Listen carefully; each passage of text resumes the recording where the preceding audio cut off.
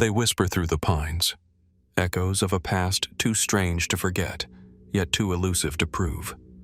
Beneath the serene surface of Japan's sacred mountains and ancient shrines lies a hidden history, one veiled in riddles, vanished civilizations, and unexplainable artifacts. From mysterious stone structures that predate written records, to sudden disappearances of entire clans, to legends of celestial beings descending from the skies, there are pieces of Japan's ancient past that don't fit neatly into the timeline we've come to accept. Who carved the massive stone tombs with near-machine precision? Why do certain coastal regions speak of visitors from the stars, centuries before modern technology? And what secrets sleep beneath the depths of Lake Biwa, where sonar scans hint at something man-made and impossibly old? This isn't just folklore. Archaeologists, linguists, and historians have all stumbled upon the same unsettling conclusion. There are chapters of Japan's story that remain unread, and perhaps deliberately hidden. So sit back, relax, and let's dive into the forgotten corridors of time. Because what we're about to uncover may forever alter the way you see the land of the rising sun. Hidden among the rolling hills and mist-covered forests of Fukuoka Prefecture lies a place most maps refuse to acknowledge. The air here is unnervingly still, interrupted only by the occasional rustle of wind through cedar trees or the soft murmur of a nearby stream. An overgrown path winds through the dense brush, leading to the remnants of a forgotten tunnel, its rusted frame barely holding back nature's slow, deliberate reclaiming. This is the entrance to the Inunaki Tunnel, and beyond it, according to legend, lies the path to a village that should not exist. Inunaki Village, translated as Dog Bark Village, is said to be nestled deep in the mountains, disconnected from the modern world. A place where, reportedly, the laws of Japan do not apply. Some claim to have seen a weathered sign at its edge bearing a chilling warning. The Japanese constitution is not in effect beyond this point. But what is Inunaki Village really? A forgotten settlement lost to time? An elaborate urban legend? Or something far stranger? The origin of the myth is as murky as the village itself. Some believe the name first surfaced in the post-war years when Japan was rebuilding from the devastation of World War II. Others trace it back even earlier, to the Edo period, when rural villages were known to operate in near-total isolation from central rule. However, no historical records confirm the existence of any such village bearing the name Inunaki in the mountains of Miyawaka or its surrounding areas. There is an Inunaki Pass, real, charted, and known. And there was an Inunaki village, destroyed by a dam construction project in the late 20th century. Its remains lie submerged beneath the waters of Inunaki Dam. But the infamous, lawless village from whispered tales and eerie accounts? That one is different. That one, if it exists, lies beyond the tunnel, and beyond the veil of known history. The stories vary. Some tell of travelers who found the tunnel by accident, ignoring the "do not enter" signs, drawn in by curiosity. Once past the threshold, cell phones lose signal. Time seems to distort. Those who reach the village speak of decrepit houses, flickering lanterns, and residents who do not welcome outsiders. There are whispers of violence, of inescapable madness, of people who entered and were never seen again. Others dismiss these as fabrications, mere urban legends magnified by online forums, horror films, and thrill seekers with a taste for the macabre. In particular, the 1999 film Inunaki Village and more recent adaptations have blurred the lines between fact and fiction, populating the narrative with curses, murder, and supernatural phenomena. Yet, beneath the folklore, some unsettling truths remain. The Inunaki Tunnel is real. Built in the 1940s and eventually abandoned due to frequent accidents and structural decay, It gained notoriety in 1988 when it became the site of a gruesome murder. A young man was burned alive inside the tunnel by a group of teens, forever staining the location with infamy. Since then, reports of strange occurrences have been frequent: unexplained footsteps, disembodied voices, and even sightings of shadowy figures at the tunnel's edge. Skeptics argue that the myth is simply a way to process this real-life tragedy, using the lens of folklore to make sense of senseless violence. But others point to the convergence of oddities: maps that seem to change over time, GPS systems that fail in the area, and decades-old testimonies of locals who insist that something lies beyond the forest's edge, something not meant to be found. Could the tale of Inunaki village be a distorted memory of a displaced rural community? Japan's mountainous interior is filled with hamlets abandoned due to famine, disease, or forced resettlement. It's plausible that a once secluded village could have faded into obscurity, leaving behind only ghost stories and half-remembered names. But then, why the secrecy? Why the warning signs? Why do some who visit the site report overwhelming feelings of dread and confusion, even when no one else is there? Some fringe theories propose that Inunaki village is more than just a forgotten settlement. One speculative thread suggests it could have been a testing ground for wartime experiments, a remote location cut off from oversight, erased from official records. Others believe it's a kind of temporal anomaly, a place where time folds in on itself, trapping those who enter in an endless loop. Of course, no physical evidence supports these claims, but those who've ventured into the region searching for the village often report more questions than answers. Interestingly, the name Inunaki itself carries symbolic weight. The dog's bark, some say, refers to an ancient legend in which a loyal dog tried to warn its master of an ambush, only to be killed for barking too loudly. When the truth was discovered, the grieving master renamed the area to honor his companion. Is it mere coincidence that the village in the myth is marked by silence, fear, and disobedience to authority?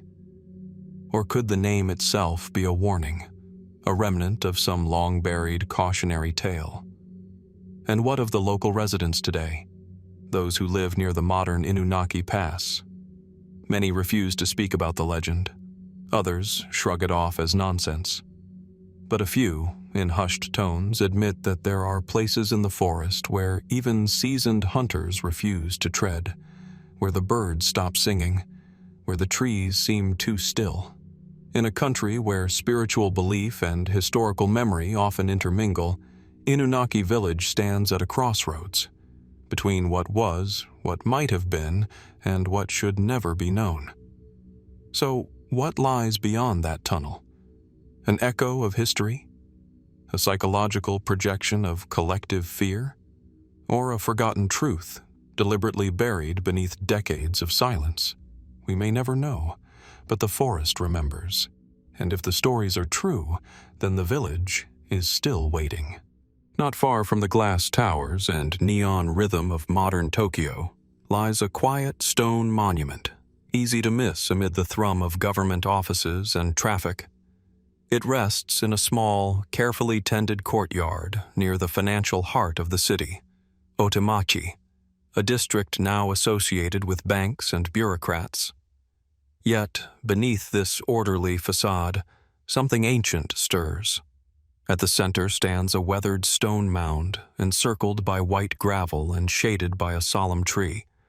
Offerings of sake, rice, and flowers are placed reverently by visitors who whisper prayers, some out of respect, others out of fear.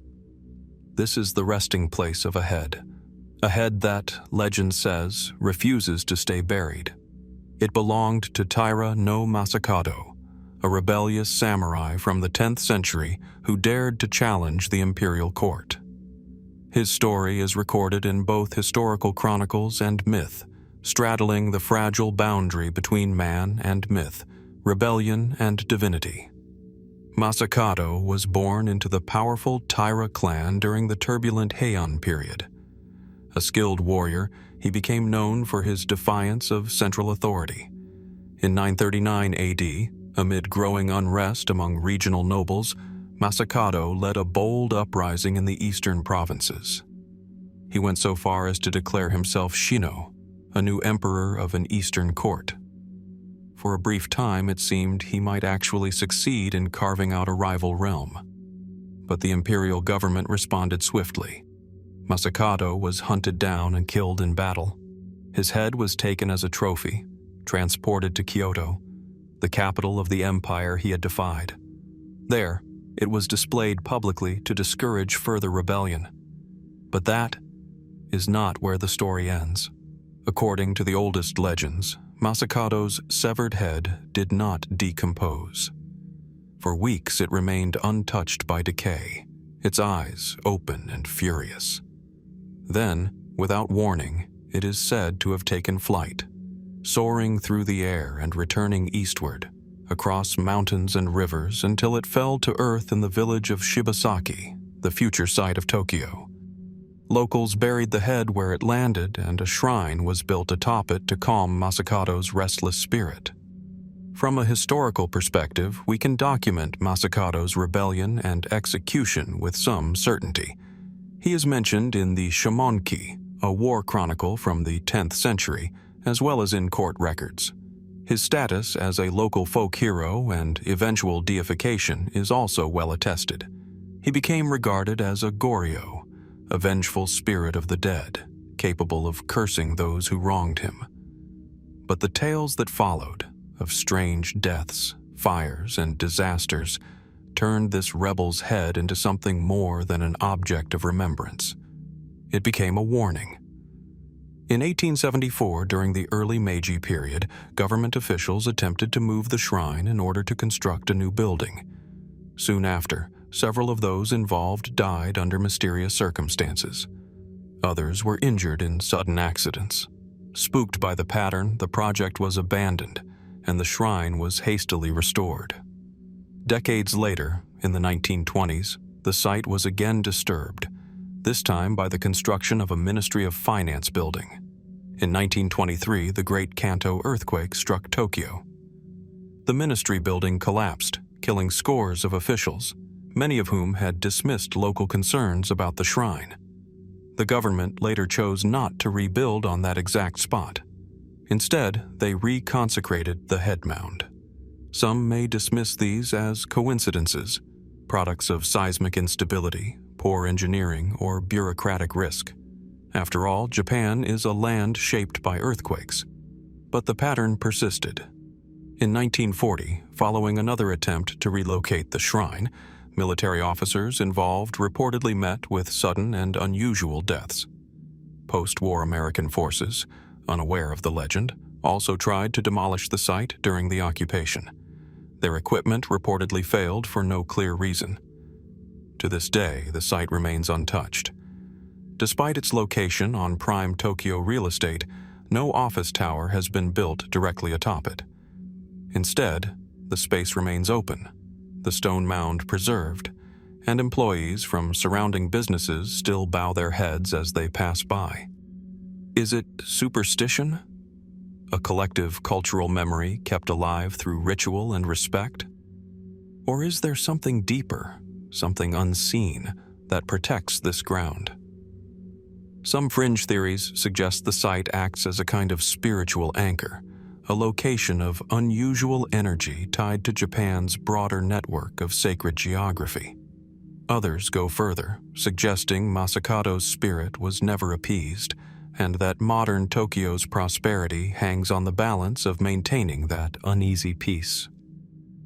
Even today, Masakado's name stirs caution. He has been invoked in everything from no plays to video games, but rarely in a casual tone. His shrine, Kubizuka or head mound, receives regular maintenance from the city, not merely for heritage but as a quiet gesture of reverence, or perhaps insurance. What makes this story so compelling is not just the possibility of a curse, but the fact that such a tale endures in one of the most technologically advanced cities in the world. A 1,000-year-old warrior, a severed head, and a shrine nestled among skyscrapers, all coexisting in a modern landscape that seems to have room for both Wi-Fi and wandering spirits. Why do so many still believe? Why does the fear persist? And why, after centuries of change, does no one dare move the stone? The answer may lie somewhere between history and myth, between fact and the unspoken weight of collective memory. Because sometimes, what we choose not to disturb says more than what we understand. And sometimes, a head should remain where it fell. Along the southern coast of Japan's Kyushu Island, where the sea carves jagged paths into the cliffs of Miyazaki Prefecture, lies a place where myth and stone seem to merge. The ocean crashes against ancient rocks, casting white spray into the wind, while craggy formations loom like natural cathedrals. Here, carved into the base of a towering cliff and facing the restless waves, is a cave, dark, vast, and shrouded in legend.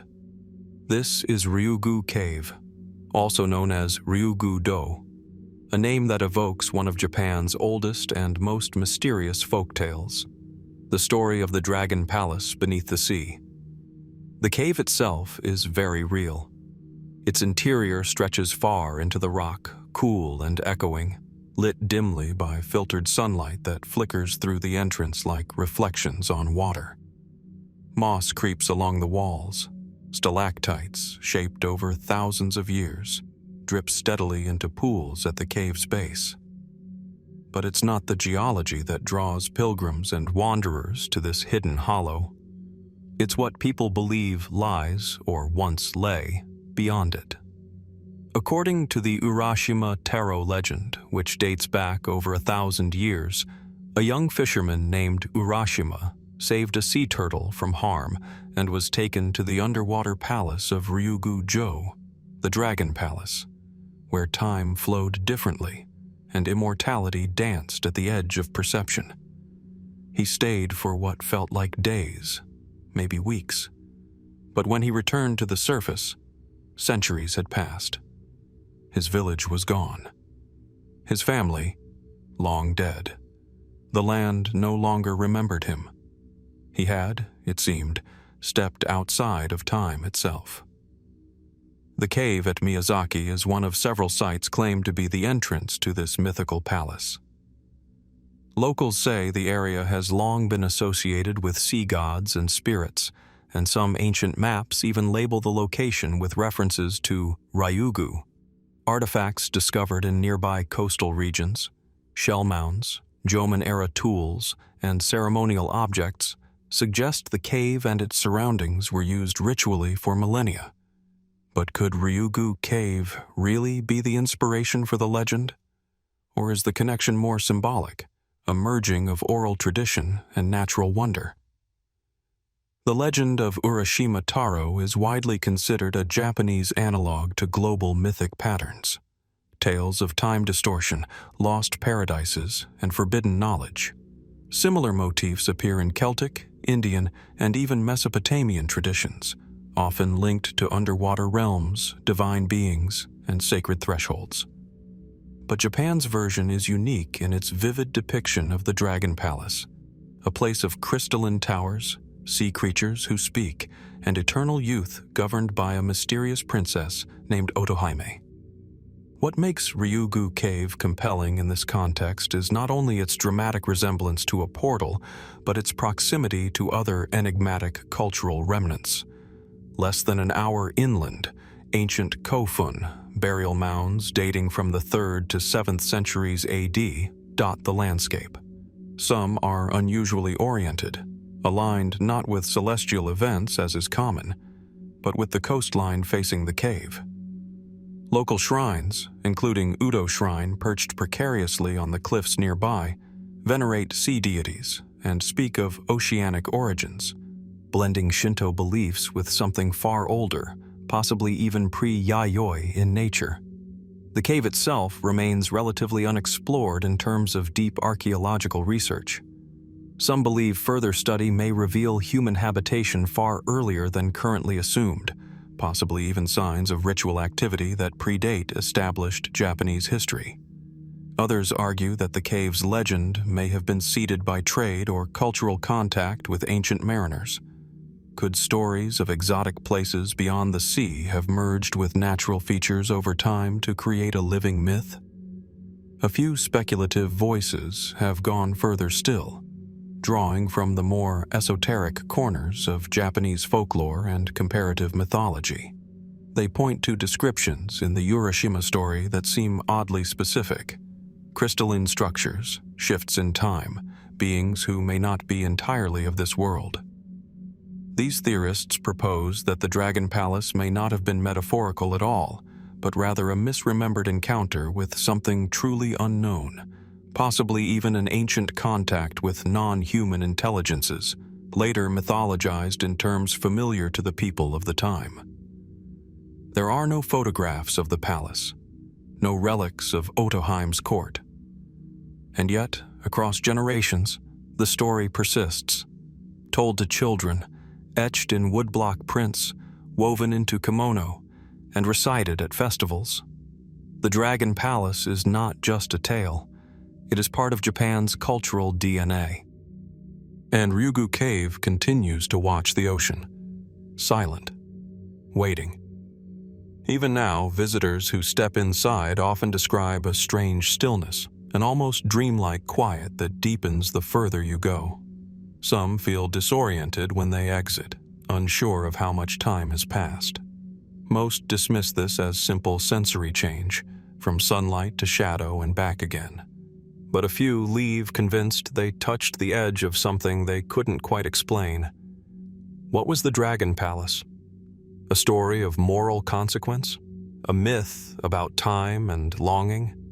Or could it reflect an ancient memory of a place and a realm that once existed beneath the waves? And if so, where did it go? In the surf that breaks endlessly against the rocks, in the wind that echoes through the hollow corridors of the cave, there is no answer.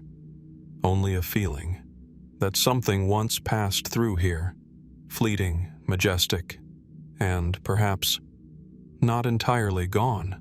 The tide rises and falls with a quiet rhythm along the shores of Shimonoseki, where the calm waters of the Dan no Ura Strait once ran red with blood. On a misty morning, it's hard to imagine that this serene landscape was once the site of one of Japan's most decisive and tragic battles. Wind brushes across the worn stones of the shoreline, and seabirds cry overhead. But beneath these waters lies a mystery as deep as the current itself. The fate of the Imperial Regalia said to have vanished with a child emperor, and perhaps with an empire's soul. The year was 1185. At the height of the Genpei War, two powerful clans, the Taira and the Minamoto, fought for control of the imperial court. The Taira clan, weakened but still defiant, made a final stand at Dan no Ura, escorting their young sovereign, Emperor Antoku, only 6 years old, aboard a ship as they fled their advancing enemies. He was not alone. With him were his grandmother, high-ranking courtiers, and, most critically, the three sacred treasures of Japan: the Yata no Kagami, mirror, the Kusanagi no Tsurugi, sword, and the Yasakani no Magatama, jewel. These were no ordinary heirlooms. Said to have been gifted by the gods themselves, they represented the emperor's divine right to rule and the very legitimacy of the Japanese throne. But on that fateful day, as the tides turned, both literally and militarily, the Taira realized they would not escape. Surrounded, desperate, and unwilling to let the treasures fall into enemy hands, the child emperor's grandmother, Taira no Tokiko, is said to have taken the boy in her arms and leapt into the sea, the sacred regalia in tow. The child drowned. The dynasty fell, and at least one of the regalia, possibly more, was lost to the depths. According to historical chronicles such as the Heike Monogatari, the jewel was recovered. the mirror, never actually present at the battle, remained safe at Ise Shrine. But the sword, the legendary kusanagi, believed to have been pulled from the tail of a monstrous serpent by the storm god Susanoo, was said to have sunk and vanished forever. But did it? The court claimed that a replica was made, that the sword now held in the Imperial collection is a symbolic replacement, a stand-in for what was lost. Yet this explanation has long raised questions. If the sword was truly divine, imbued with heavenly authority, could it simply be replaced? And if not, what does that mean for the throne itself? For centuries, the regalia have remained shrouded in secrecy. Even today, during the coronation of a Japanese emperor, the sacred treasures are presented, but never displayed. No photographs exist. No modern scholar has examined them directly. Their very existence relies on continuity, tradition, and faith. Mainstream historians accept the likelihood that the original sword was indeed lost at Dan no Ura. The narrative of a symbolic replacement, they argue, was necessary to preserve the illusion of unbroken imperial authority in a time of political upheaval. The survival of the jewel, a tangible artifact, helped maintain the legitimacy of the sacred triad. But the sword's absence, its very disappearance, continues to echo through Japan's cultural memory. Occasionally, rumors emerge of divers or treasure hunters claiming to have found evidence beneath the strait's waters. Most are quickly dismissed. The currents at Dan no Ura are treacherous, and sediment has shifted dramatically over centuries. If the sword still lies below, it may be irretrievable, buried or eroded beyond recognition. Still, other theories persist. Some fringe historians suggest the sword never sank at all. That it was spirited away in secret, either by a loyal Taira retainer who escaped the slaughter, or by Minamoto forces who used the myth of its loss to control the narrative.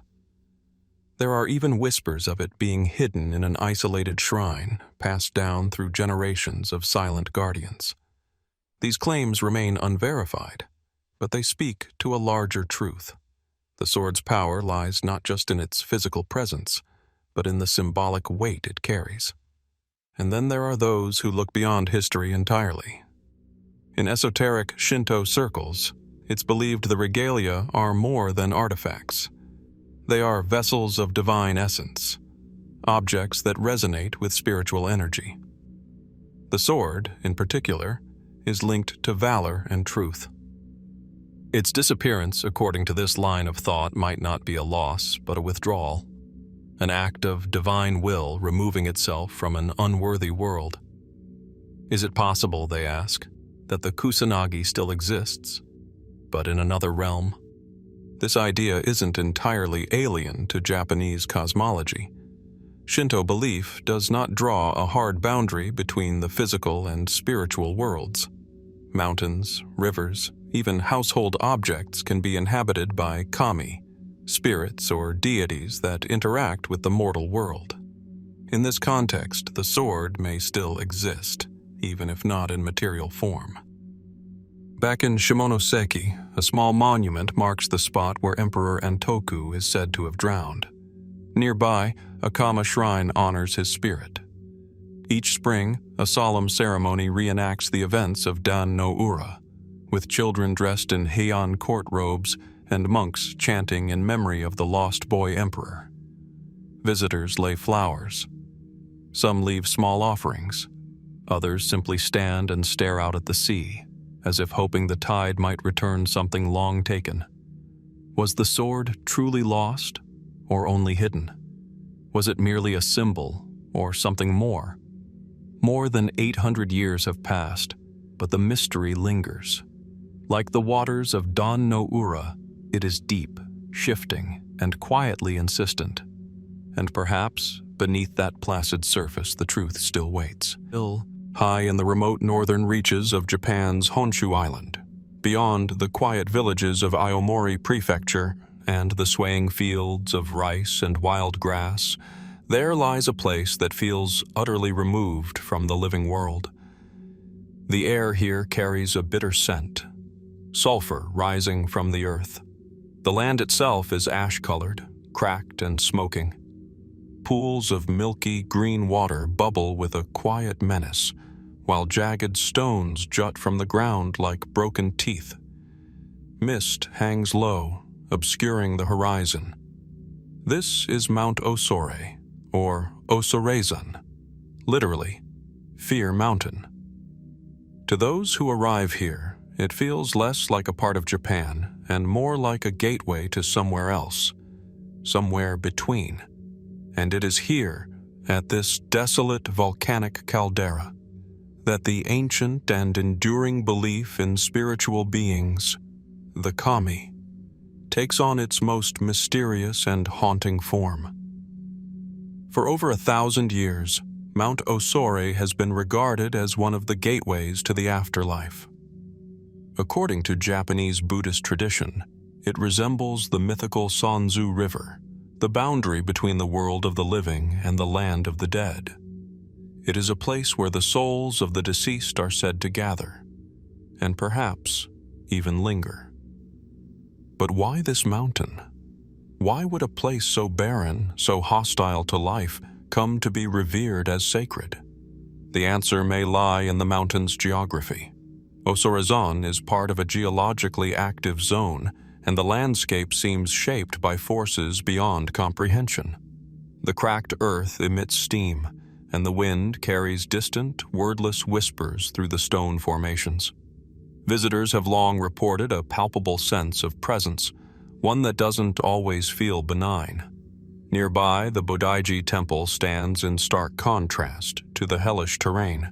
Founded in the 9th century by the monk Enin, it is a spiritual outpost in the heart of the unknown. Pilgrims come here not only to pay respects, but to communicate with the dead. And it is through this desire to reach the beyond that the most intriguing and mysterious aspect of Mount Osore emerges. Each summer, during the annual Itako Taisai Festival, a group of blind female shamans known as Itako gather at the temple. In trance-like states, these women are said to channel the voices of the dead, relaying messages from lost loved ones to the grieving.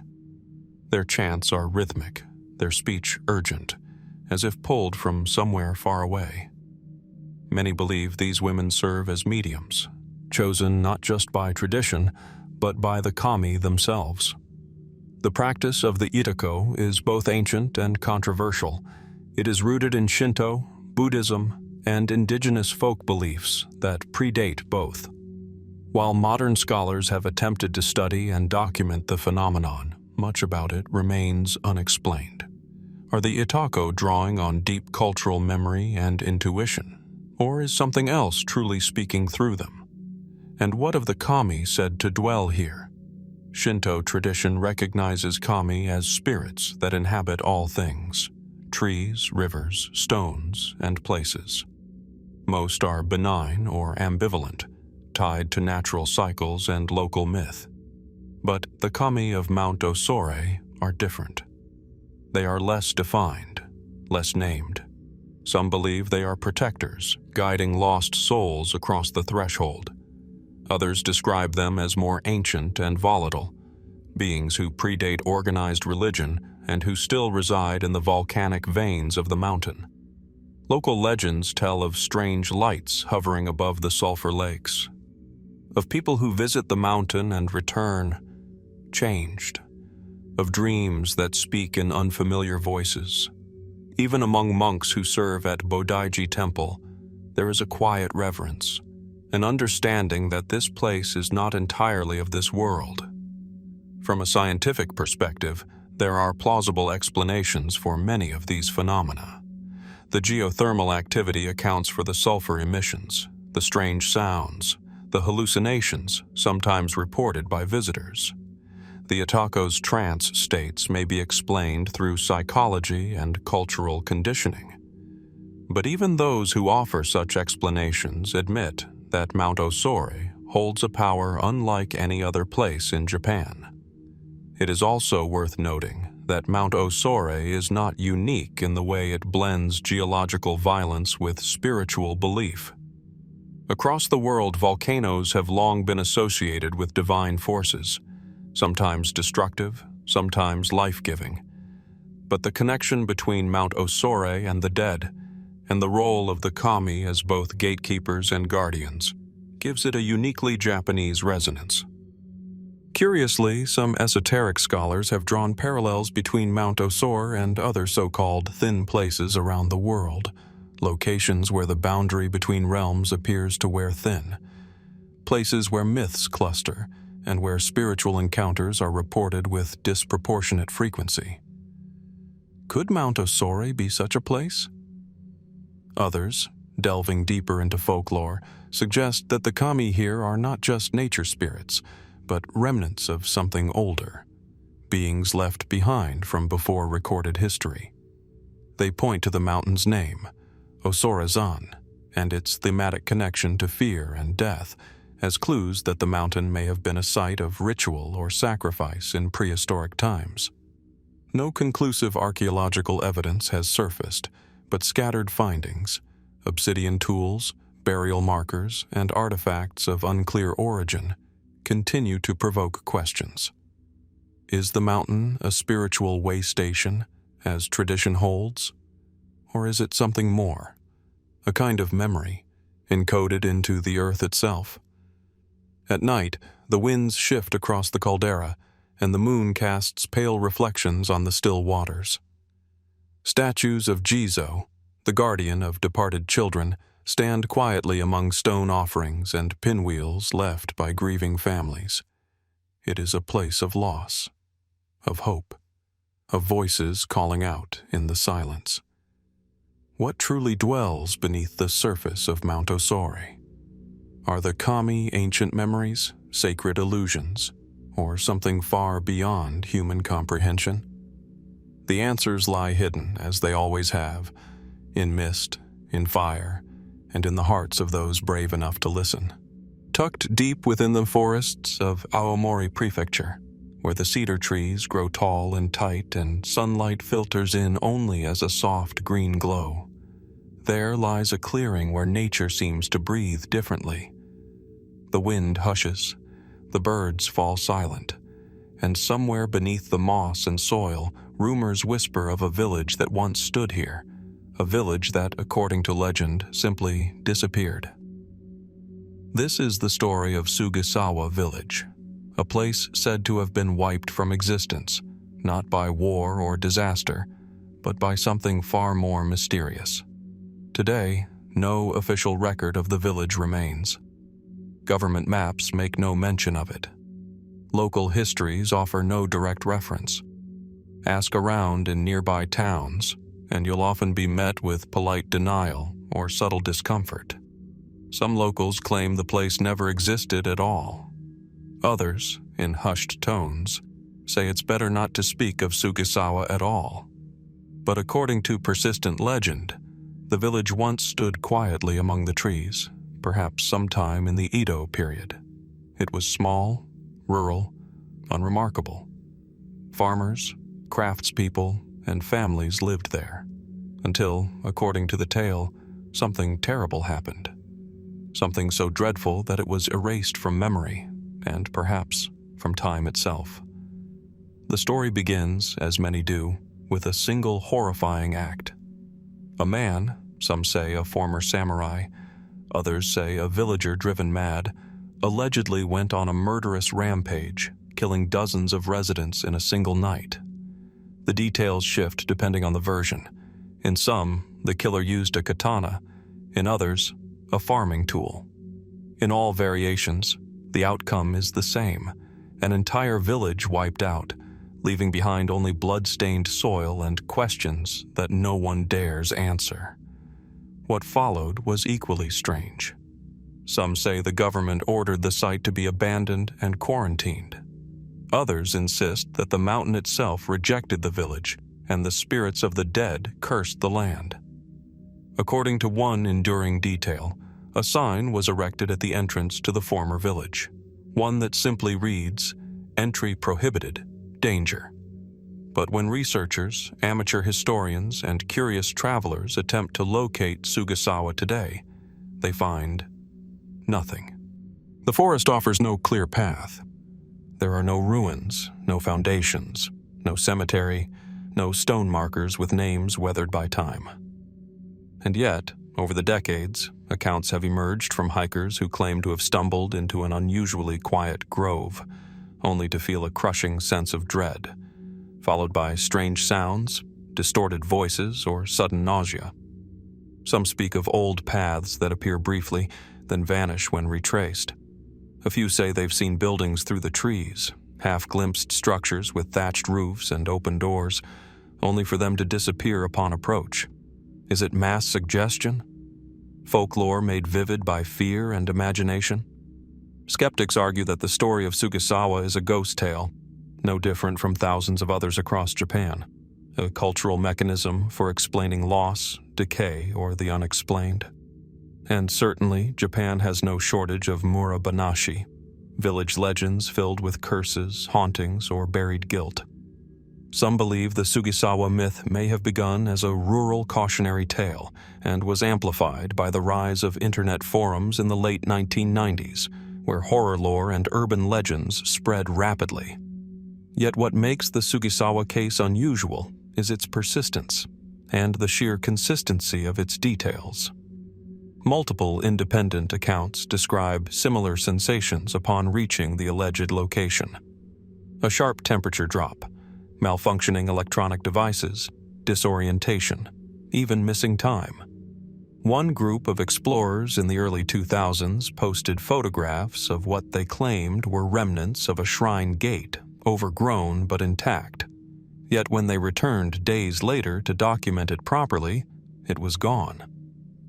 More fringe theorists suggest Sugisawa is not merely hidden, but displaced. That something about the violence which ended the village created a rupture, a psychic wound in the landscape. They point to similar myths across Japan and even around the world, towns that burned, vanished, or were swallowed by the earth, only to live on in rumor and shadow. Could Sugisawa be a kind of liminal space, accessible only under certain conditions, or perhaps never truly part of our reality to begin with? Others look toward more esoteric theories. Is it possible that the tragedy at Sugisawa, if it happened, left behind spiritual residue so strong it altered the land itself? In Shinto belief, violent death, particularly when unresolved, leaves behind Yūrei, spirits of the dead who have not found peace. Could an entire village of such souls cloud perception, repel intruders, or even manifest false terrain? Still, the official silence surrounding the legend is striking. No formal statement has ever been made denying Sugisawa's existence. No investigations have been conducted to debunk it. And yet, regional offices have occasionally refused interviews on the topic. One urban explorer reported that after a video shoot near the alleged site, their footage was corrupted, followed by a visit from a local official who gently advised them to leave it alone. There is no proof, there is no solid evidence, but there is a lingering question, one that refuses to fade. Why does the story of Sugisawa continue to thrive in a culture that prizes harmony, order, and clarity? Is it simply a story, a reflection of our fear of isolation, madness, and the fragility of memory? Or is it a clue that somewhere, beneath the moss and trees, the past still waits to be found? The forest remains quiet, but the silence, some say, is not empty. It's listening. In the stillness beneath Japan's grand temples, stone bridges, and ancient castles, foundations lie hidden, quiet, unassuming, and enduring. Moss creeps up old stones. Timber beams groan faintly under the weight of centuries. At first glance, these structures appear like many others across the country, silent testaments to skillful craftsmanship and enduring tradition. But in some of these places, if you listen closely, You may hear more than wind or wood. You may sense something else, an unease buried deep in the ground. For in these places, legend tells of something darker than stone or mortar, something human. These are the stories of Hitobashira, literally human pillars. A chilling practice said to have existed in Japan's distant past, where living people were entombed beneath structures as offerings to the gods or spirits in the hope of ensuring strength, protection, or peace. The stories are not whispered in fear, but told in hushed reverence. The idea of sacrificing a life to preserve many runs deep in the mythic fabric of Japan, and though modern historians debate how widespread or real this practice was, traces of it continue to surface in unexpected places. One of the earliest and most enduring legends comes from the Matsue Castle in Shimane Prefecture.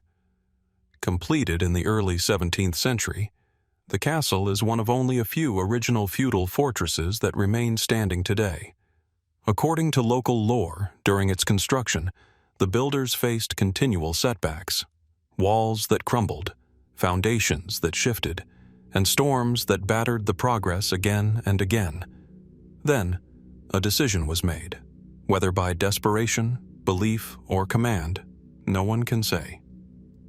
A woman named Oshizu, it said, was chosen. Her name varies in the retelling, but the essence remains. She was buried alive beneath one of the castle's central pillars. In some versions, she volunteered. In others, she was selected by lottery or coerced. After her entombment, the construction is said to have proceeded without further incident. It is a haunting tale. But is it just that? A tale? Historical records from the feudal period rarely mention Hitobashira explicitly. The act would not have been something the ruling class proudly documented. And yet, folklore across multiple regions, spanning bridges, dams, and fortifications, echoes with similar stories. These accounts appear with enough consistency to suggest at least some kernel of truth. One such legend surrounds the Maruoka Castle in Fukui Prefecture, built in 1576. When its stone base kept collapsing during construction, a woman named Oshizu, again the name repeats, was offered as a sacrifice. After her death, the walls stood firm. But tragedy followed. When her son later died in a flood, local memory says her angry spirit cursed the area, causing the castle moat to overflow every spring. Even today, residents honor her with annual rites, an uneasy truce with the past. So what exactly was Hitobashira? In Shinto and early folk belief, natural elements were not neutral forces. They were alive, responsive, and at times hostile. Earthquakes, floods, and fires were often seen not merely as geological events, but spiritual expressions. To appease these forces and ensure that a new structure would remain standing, rituals were performed. Offerings were made. Rice, sake, prayers. But in extreme cases, the offering may have been far more profound. Some researchers suggest Hitobashira was not always a literal burial of a living person. Instead, they argue it could have been symbolic, an effigy or a ceremonial grave meant to evoke sacrifice without taking a life. Others believe the stories were exaggerated over time, shaped by fear, memory, and the power of narrative. Still, other accounts are more difficult to dismiss. In 1965, during repairs to the Matsue Bridge in Hiroshima Prefecture, workers discovered a set of bones buried beneath one of the supporting columns. While no official statement confirmed a link to the legend, the story reignited interest in Hitobashira and whether some of Japan's most enduring monuments were, quite literally, built on sacrifice. The practice, if it existed, was not unique to Japan.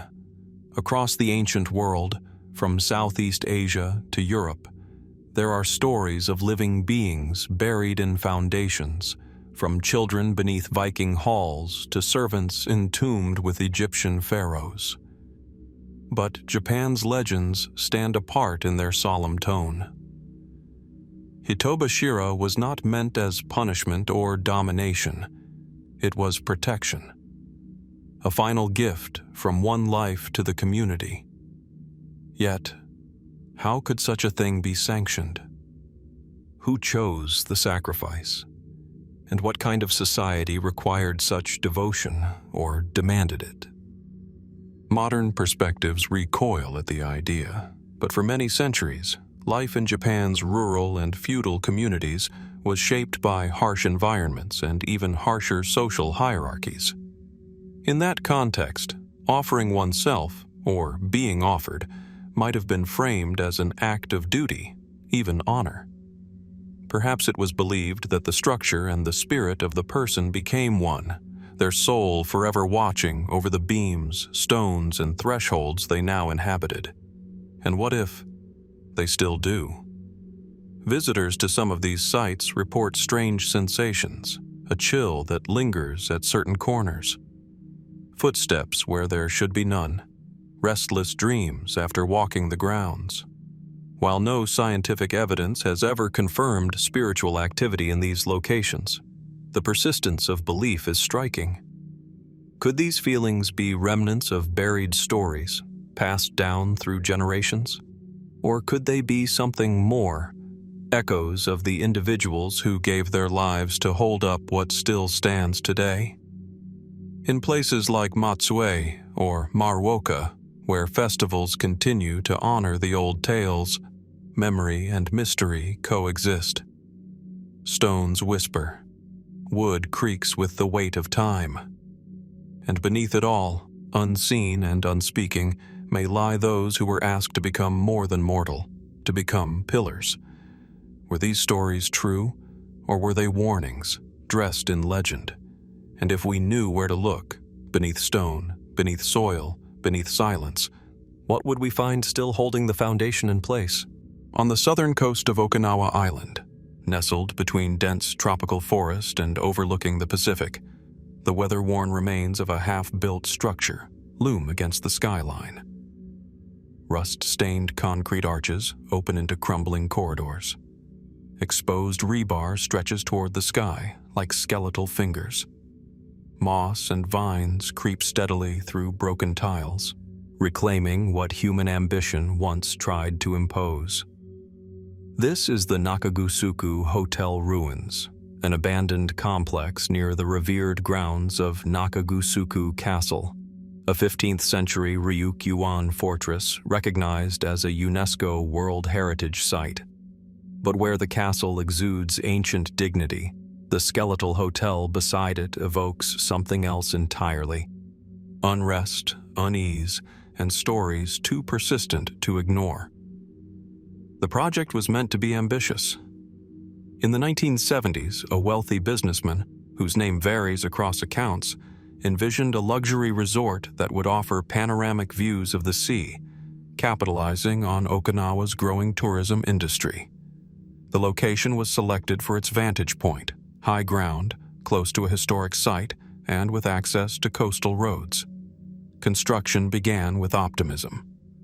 But almost immediately, something went wrong. Local monks from the nearby Buddhist temples raised early concerns.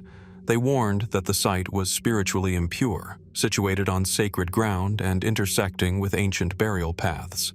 They pleaded for the project to be halted, claiming that disturbing the earth there would anger spirits long at rest. The developers, reportedly dismissing these warnings as superstition, continued. And then, the accidents began. Workers were injured, some seriously.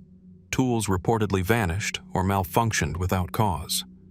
A few workers even refused to return to the site, citing overwhelming feelings of dread and persistent nightmares. One crew foreman claimed to have seen figures standing motionless in unfinished hallways, only to find the space empty moments later. Construction slowed. Budgets ran dry. Investors pulled out. One version of the story claims that the businessman himself spent a single night in the unfinished building to prove there was nothing to fear, and emerged the next morning mentally broken, never to recover. The project was abandoned shortly thereafter, left as it was, unfinished, unclaimed, and now slowly devoured by nature. The hotel, never named, never opened, and never completed, has stood for nearly 5 decades in this frozen state, not a ruin by age, but a monument to something that halted it mid-breath. And in that vacuum, the legend took root. Is the Nakagusuku Hotel truly haunted? Or is it merely the victim of failed ambition, made mysterious by coincidence and time? Theories abound. Some believe the land was once a battlefield. Okinawa's long history includes not only medieval conflicts, but the devastating Battle of Okinawa during World War II, where thousands perished in one of the bloodiest campaigns in the Pacific. Could the hotel have been unknowingly built over mass graves? Is it possible the ground remembers what happened, even if the records do not? Others point to older legends. The nearby Nakagusuku Castle was built in the 15th century by Gosamaru, a powerful lord known for his wisdom and loyalty. His fortress was one of the most advanced of its time. But only decades later, he was betrayed by a rival and forced to commit suicide. Could the hotel's site fall within a zone of ancient grief, tangled with unresolved energy from the island's deeper past? Some Shinto and Ryukyuan spiritual beliefs hold that certain areas can become spiritually tainted, not through overt violence, but through dishonored disturbance. In this worldview, building atop sacred or ritual ground without proper rites can fracture the harmony between the physical world and the kami or spirits. Once disrupted, such places resist. Structures fail, minds waver. Peace does not settle. Visitors today report a range of unsettling experiences. Cold spots in the heat of summer, whispers in the windless corridors, apparitions glimpsed in the upper levels. Local residents often avoid the site entirely, and some taxi drivers reportedly refuse to bring passengers close to the ruins after dark. Photographers and paranormal investigators have tried to document these phenomena. Most leave with eerie photos, audio anomalies, or strange malfunctions in their equipment. But no hard evidence has ever surfaced. Nothing that confirms what so many have felt. And yet, the feeling remains. What is perhaps most curious is that no effort has ever been made to demolish or repurpose the structure. The land remains idle. The concrete continues to crack. But no new development comes. Is it simply too costly? Too remote? Or is there still a lingering taboo, unspoken but understood? For some, the Nakagusuku Hotel represents a cautionary tale. The danger of ignoring local beliefs, the hubris of progress without respect for history. For others, it is a rare physical manifestation of a spiritual failure, a modern ruin built atop ancient silence, where ambition met something older, stronger, and unseen. Was the hotel cursed by spirits, or undone by coincidence? Were the monks right about the burial grounds, or were they resisting modernization? And what, if anything, lies beneath the surface of those overgrown foundations, waiting, watching, remembered only in shadow? Even now, as the sea wind sweeps across the cracked balconies and the jungle presses closer year by year, the haunted hotel stands, unfinished, unmoving, unresolved. A place where the past whispers through broken glass and empty halls, and where the truth remains just out of reach. In a quiet corner of Kyoto, nestled among narrow lanes and centuries-old temples, stands a modest yet enigmatic shrine. At first glance, the Seimei Shrine is unassuming. Simple wooden torii gates, a stone pathway, and clean lines that echo the architectural restraint of Heian-era Japan. But look closer, and something stirs beneath the surface. Strange five-pointed star symbols, pentagrams not of Western magic, but of ancient Japanese cosmology, adorn gates and lanterns. Charms for protection hang beside scrolls inscribed with esoteric formulas. Visitors bow not only in reverence, but with a sense of awe, as if the boundary between this world and another has grown thin. This shrine honors Abe no Seimei, one of Japan's most mysterious historical figures, a man equally feared and revered. Officially, he was an onmyoji, a master of the Imperial Court's yin-yang bureau during the 10th century. Yet folklore paints a very different picture of a sorcerer, a prophet, and perhaps something more than human. Abe no Seimei lived during the Heian period, a time when court intrigue, natural disasters, and spiritual belief were tightly woven together. The role of an onmyoji was to interpret the unseen forces of yin and yang, the 5 elements, and the movements of celestial bodies. They advised the emperor, predicted eclipses, performed purification rites, and guarded against malevolent spirits. But Seimei's talents were said to far surpass his contemporaries. Historical records confirm that he served multiple emperors, solved inexplicable events, and carried out exorcisms. His wisdom was sought in times of political crisis and personal misfortune. But it's the legends surrounding him that have kept his story alive. According to one popular tale, Abe no Seimei was the child of a human father and a kitsune, a fox spirit. His mother, it is said, concealed her true nature until Seimei was 5 years old. When she revealed herself and vanished, the boy was left with a gift, or a curse. From a young age, he could see spirits, detect lies, and manipulate invisible forces.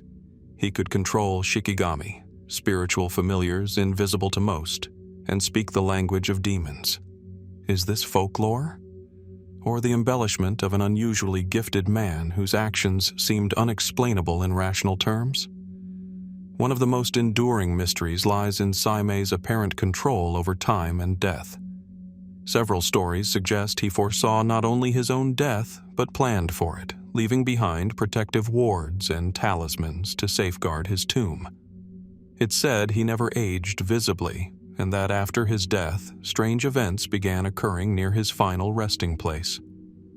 Even today, some believe that certain areas in Kyoto remain spiritually sealed because of Seimei's enduring influence, wards so powerful they outlasted empires. Mainstream historians acknowledge Seimei's existence. His name appears in court records, and he is cited in official documents concerning astrological consultations and political decisions. But the line between documented history and enduring legend is unusually blurry. The Seimei Kikigaki, an Edo period text that recounts his exploits, blends historical fact with supernatural feats. In it, Seimei battles Oni, traps ghosts in mirrors, and debates demon lords in moonlit forests. Some scholars have proposed that Abe no Seimei was not a single person, but a title passed down among a lineage of practitioners, explaining the unnatural longevity attributed to him. Others suggest that the legend was shaped by generations of storytellers and dramatists, particularly during the Edo period, when interest in ghost tales and kabuki theater transformed historical figures into cultural icons. And yet, certain puzzles remain.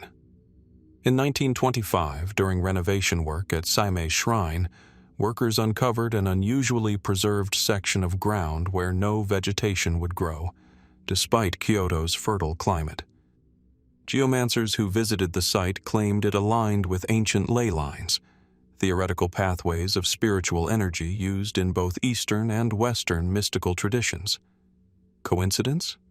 Or a lingering effect of Seimei's rituals? Another curiosity.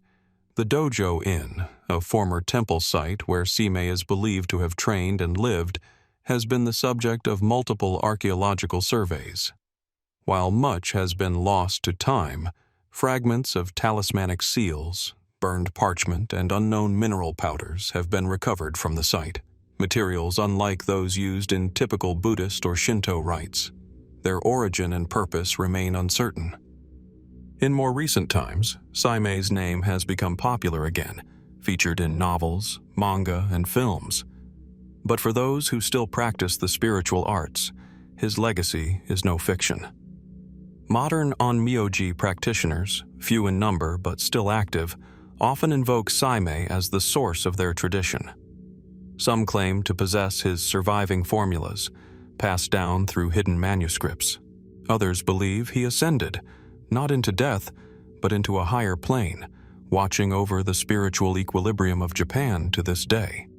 Skeptics, of course, point to the usual patterns: a historical figure mythologized over centuries, stories shaped by politics, drama, and the cultural hunger for the supernatural.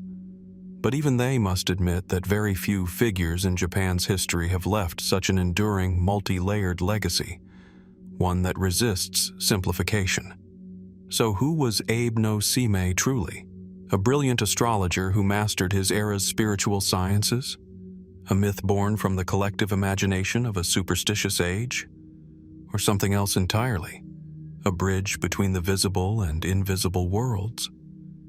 As you walk beneath the torii of Seimei Shrine, past the fox guardians and the quiet pool said to house sacred water, you may begin to feel it, the lingering pull of a man who never fully left. The symbols etched into stone seem to shimmer in the light. The air shifts ever so slightly, and somewhere beyond what history can confirm, the mystery waits. In a quiet archive room in my prefecture, resting under layers of temperature-controlled glass and soft museum light, lies a book that has captivated the imagination of historians, martial artists, and conspiracy theorists alike. Its pages are yellowed by centuries, the ink faint but still legible. Diagrams of rope knots, formulas for gunpowder, and coded references to unseen enemies fill its volumes. At first glance, it seems like a relic of Japan's feudal past, just another military manual from a turbulent era. But this is no ordinary text. This is the Bansenshukai, the so-called Sea of Myriad Rivers Merging, a massive compendium of ninjutsu philosophy, espionage techniques, survival tactics, and spiritual wisdom attributed to the elusive ninja clans of Iga and Koga. Compiled in 1676 by Fujibayashi Yasutake, the Codex is perhaps the most comprehensive written record of ninja knowledge ever produced. And yet, for all its detail, it raises more questions than it answers. Who were the ninja really? Warriors? Spies? Sorcerers? And how much of what the Bansenshukai records is fact? And how much is carefully constructed myth? The setting of the Bansenshukai's origin is itself steeped in shadow. The Iga and Koga regions, nestled in the mountainous terrain of central Japan, were historically isolated, fertile ground for developing secretive practices away from the scrutiny of imperial authority. During the Sengoku period, when warlords vied endlessly for power, these clans offered services that no conventional army could: infiltration, sabotage, assassination, and intelligence gathering. The Bansenshukai, written in the Edo period long after the peak of ninja activity, reads less like a warrior's memoir and more like an instruction manual for the unseen. It is divided into 22 volumes, covering everything from disguise and stealth walking to poisons and night raids. It includes philosophical reflections, detailed meteorological observations, and strategies for manipulating perception and exploiting superstition. In one passage, it explains how to mimic the appearance of a traveling monk to gather information unnoticed. In another, it details how to spread misinformation through local gossip networks. Further in, it lists the names of plants and minerals used to induce hallucinations or cause subtle illness, techniques bordering on what modern readers might call psychological warfare. And yet, there is a curious duality running through the text. Alongside its pragmatic instructions lies an undercurrent of something more arcane. References to kuji-in, mystical hand gestures meant to invoke protection or supernatural abilities, appear without explanation. Certain tactics are attributed not to human cunning, but to kami, suggesting divine influence or spiritual aid. There are even rituals meant to ward off evil spirits before embarking on a mission, as though the ninja believed they were stepping into otherworldly realms. Did the authors of the Bansenshukai genuinely believe in these practices? Or were they part of a larger strategy to instill fear, confusion, or awe in their enemies? Mainstream historians tend to view the Bansenshukai as a cultural artifact, a document that reflects the worldviews of its time, blending practical skill with spiritual belief in a society where the natural and supernatural often blurred. They argue that while the ninja were real, their more mythical attributes, disappearing in a puff of smoke, walking on water, summoning animals, are embellishments, likely created through clever theatrics and later dramatized in folklore and pop culture. But some scholars suggest that not all content in the Bansenshukai has been fully deciphered. Several sections are written in dense code or in obscure dialects no longer commonly used. A few fragments appear to be written backward or use metaphors so elaborate that their true meanings remain debated. Could these hidden passages conceal knowledge too dangerous or controversial to state plainly? More fringe interpretations go further. Some claim the Bansenshukai contains alchemical secrets, or that certain chemical recipes hint at early knowledge of gunpowder far beyond what was believed possible for the time. Others see patterns in the illustrations and layouts that resemble esoteric cosmology, suggesting the text may encode astrological or numerological systems. And then there are the stories that have never quite disappeared. In the mountains around Igaweno, there are whispered accounts of immortal masters who still practice the old ways, men and women who vanish into the forest, scale vertical cliffs with ease, and carry knowledge untouched by the modern world. Whether these accounts are fabrications, mistaken identities, or the last remnants of a lost discipline, they mirror what the Bansenshukai itself hints at: that true mastery lies in invisibility, not only from sight but from history. Why then was the Bansenshukai written at all? It emerged during the Edo period, a time of relative peace when the age of the ninja was drawing to a close. Some believe it was a final effort to preserve dying knowledge. Others think it was propaganda, a way to legitimize or mythologize the Iga legacy. Still others suggest it was a kind of puzzle, a legacy document meant not to teach, but to test those who might one day seek to revive the ancient path. The original manuscript is now kept under careful watch. Modern researchers, martial arts historians, and cryptographers continue to analyze its pages, sometimes reaching new conclusions, sometimes falling deeper into ambiguity. What truths does the Bansenshukai really hold? Is it merely a record of clever wartime tactics? A philosophical treatise disguised as a manual of espionage? Or something else, a living document whose full meaning has yet to be unlocked? The ink has not faded. The symbols still speak. And for those willing to look past the surface, the shadows of the ninja remain, written not just in the pages of a book, but in the spaces between its lines. In the shadows of Tokyo's modern sprawl, just beyond the pulse of neon and steel, lies a quiet slope in the Yotsuya district. The streets here are older, narrower. The air feels heavier, still. And nestled between low stone walls and leaning trees is a place that few locals pass by without a second glance. A small, weathered sanctuary known as Oiwa Shrine. The gate is modest, the offerings humble. Faded ima plaques hang from wooden hooks, bearing quiet prayers for peace, forgiveness, and protection. Wind chimes murmur softly in the breeze. But beneath this serenity lies a story, one of betrayal, death, and something that never quite left. For over a century, this shrine has been associated with one of Japan's most famous Yūrei, or vengeful spirits, Oiwa. And within that legend, there is another, quieter mystery: the lights. For decades, Even centuries, reports have surfaced of strange glowing orbs, pale, flickering flames seen floating around the shrine grounds, particularly after dusk. These are not fires, nor lanterns, nor tricks of the city's reflection. They are called hitodama in Japanese folklore, the wandering souls of the dead, luminous manifestations said to appear where the spiritual energy of pain or longing still lingers. But are these lights merely folklore, optical illusions, or something we still can't explain?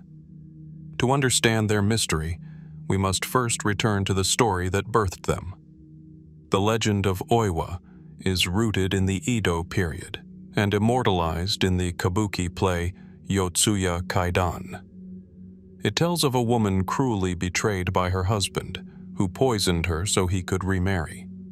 The poison disfigured Oiwa's face but did not kill her immediately. In agony, she realized the betrayal, and soon after, she died, consumed by both physical suffering and heartbreak. What followed was no peaceful passing. Her spirit, vengeful and relentless, was said to haunt her husband to madness and death. The tale became wildly popular, and with its fame grew something stranger, stories of misfortune plaguing those who performed or filmed the play. Accidents on set, illness, financial ruin. Superstitious actors began making pilgrimages to Oiwa Shrine to pay respects, lest her spirit bring misfortune upon them. Even now, productions of Yotsuya Kaidan are rarely staged without offerings first made at her shrine. But the legend doesn't end with theater curses. As early as the Meiji period, accounts began circulating of unusual phenomena at the shrine, particularly sightings of blue-green lights hovering near the main torii gate or drifting along the path behind the altar. Some described them as gentle and slow-moving, like fireflies, yet brighter and oddly cold. Others claimed the lights darted suddenly or vanished when approached. No natural source of light was ever found. Local priests, when asked, offered little. Some shrugged it off as the work of the spirit, while others advised respectful distance. A few older caretakers quietly suggested the lights were not always benign, that they were warnings, or perhaps invitations best left unanswered. Modern observers have tried to explain the lights scientifically. Theories range from phosphorescent gases released from decaying vegetation to rare ball lightning or reflections caused by atmospheric conditions. But none fully account for the light's consistency and location or their sudden, seemingly intelligent movement. Notably, many sightings occur in weather conditions where luminous gas emissions would be unlikely. The area is not marshland. There is no recorded geological activity to produce unusual atmospheric discharge, nor do the lights resemble the diffuse glow of bioluminescence. Instead, witnesses describe a sharp presence, a defined orb, sometimes as small as a candle flame, other times the size of a melon, hovering in silence before fading into the night. So what are these lights? If they are not entirely natural, are they echoes of the grief that saturates this site? Japanese spiritual belief often centers on the idea of lingering energy. That traumatic emotion, especially if unresolved, can tether a soul to the physical world. The more intense the betrayal, the stronger the spiritual residue. Could Oiwa's pain, immortalized in story and performance, have left behind more than memory? Other possibilities drift toward collective psychic imprinting, the theory that repeated belief and ritual can actually shape reality in subtle, unexplained ways. Could the repeated retelling of Oiwa's story, combined with sincere emotional investment by thousands over generations, have created a kind of psychic phenomenon, a spiritual residue manifesting as light? Some researchers have drawn parallels to similar cases across the world. From will-o'-the-wisps in the British Isles to min-min lights in the Australian outback, cultures across continents report mysterious luminous orbs tied to places of sorrow or danger. Are these disparate accounts linked by something universal, a natural phenomenon we simply do not yet understand? Or do they hint at a deeper, perhaps metaphysical truth, that memory, emotion, and place are more tightly bound than we dare imagine? As the sun sets over Yotsuya and the last train rattles in the distance, the shrine grows still again. Somewhere in the dimness, a soft glow may appear, floating, flickering, moving without wind. A reminder, perhaps, that some stories do not end with death, and that some spirits still walk the spaces we try to forget. And as we look to the quiet corners of our cities and our past, we're left to wonder, what else waits in the dark, just beyond the reach of reason? And what truths flicker in the light, only when we're willing to see them? High above the sea, in the coastal city of Shingu, a steep stone stairway carves its way into the mountainside. The climb is unrelenting, 538 uneven steps, slick with moss and worn down by centuries of devotion. At the top, nestled within a natural rock outcrop, stands a small, ancient shrine, Kamikura Jinja. Framed by dense forest and with views that sweep across the Kumano coast, it feels like a place forgotten by time, raw, sacred, and oddly silent.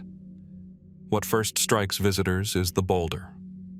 Towering behind the shrine is Gotobiki-Iwa, a massive, toad-shaped stone believed by locals to house a divine presence. According to legend, this is where the gods first descended to Earth, long before the islands of Japan were unified. It is a place of origin, of myth, of beginnings. But beneath its serene surface lies a quieter, deeper mystery, one not of gods, but of missing history. The Kamikura shrine is said to predate most recorded Japanese religious institutions. It is part of the greater Kumano Sanzan, a triad of sacred sites forming the spiritual heart of Japan's ancient pilgrimage routes. Yet unlike its better documented counterparts, Kumano Nachi Taisha or Kumano Hongu Taisha, Kamikura's early records are incomplete. Gaps appear in its lineage. Chronicles of rituals vanish mid-century. Entire chapters of its clerical history are simply gone. What happened to the lost records of Kamikura Shrine, and why has so little effort been made to recover or explain their absence? To understand the enigma, one must first look at the significance of the shrine itself. Kamikura is closely tied to Shinto creation myths, particularly the legend of the descent of the celestial deities, Tensen Korin. Here, it is said, the divine being Ninigi no Mikoto, grandson of the sun goddess Amaterasu, first set foot upon the earth, his landing marked by Gotobiki-Iwa. From this moment, the divine lineage of Japan's emperors began. This claim would make Kamikura one of the most sacred locations in the country, a cornerstone of national mythos. And yet, surprisingly, it receives little attention in imperial chronicles like the Kojiki or the Nihon Shoki. These 8th century texts describe the divine descent in vague terms, naming highlands and distant lands. But they do not directly reference Kamikura Shrine. Could this absence be the result of a simple oversight? Or was something intentionally omitted? Historical documents do confirm that Kamikura was an active site of pilgrimage and ritual as early as the Heian period, 794 to 1185. Several imperial envoys visited the Kumano region, including Kamikura, to perform purification rites and offer prayers for national stability. Stone tablets bearing the names of aristocrats and monks still line the path, marking the presence of those who climbed the sacred stairs. But beginning around the Muromachi period, 14th or 16th centuries, the trail of evidence begins to thin. Scrolls once held by the shrine's caretakers vanish from official registries. A fire, recorded vaguely in a local village ledger, is said to have destroyed several volumes of ancient writings, but no details remain. Other sources claim that certain documents were relocated for safekeeping to Koyasan or Kyoto, yet no one has confirmed their presence there. More troubling are rumors of deliberate concealment. Some historians believe that during the political upheaval of the late Sengoku period, religious sites with ties to early imperial legitimacy were viewed with suspicion. If Kamikura truly held records that predated or contradicted accepted imperial narratives, could they have been destroyed to maintain a more centralized mythology? Others suggest a different kind of suppression, that the shrine may have preserved older, pre-Shinto traditions tied to mountain worship, animism, or even continental influences from ancient Korea or China. Such beliefs would have conflicted with the state-sponsored version of Shinto that gained dominance in later centuries. Fragments of scrolls unearthed nearby in the 19th century hint at rituals now lost, moon-based calendars, invocations to unnamed deities, and references to the ones who carried the word before the gods arrived. Who were these unnamed figures? Priests of an earlier cult? Visitors from across the sea? Or simply metaphors misunderstood by later translators? Perhaps the most compelling mystery involves the kanjo, a rite of spiritual initiation said to have been practiced at Kamikura. Only fragmentary references survive, describing a ritual of descent into darkness and ascent toward light, performed in the presence of Gotobiki Iwa. The full liturgy, once recorded on paper, is missing, and with it, any understanding of what the rite truly symbolized. Despite modern interest, Kamikura remains quiet about its past. The shrine, still active, does not advertise itself to tourists beyond the annual Shingu Oto Matsuri, a fire festival where white-robed men race down the mountain carrying torches in an echo of purification and rebirth. The priests maintain the grounds and perform ceremonies, but little is said about the lost volumes, the vanished rites, or the cryptic symbols etched faintly into the base of the boulder. And so the questions remain. Was Kamikura Shrine once a cornerstone of a forgotten religious order? Did it preserve a version of Japan's mythic origins that diverged too far from official doctrine? Or was it merely a victim of time, fire, and war, its silences no more mysterious than those of 1,000 other ancient sites?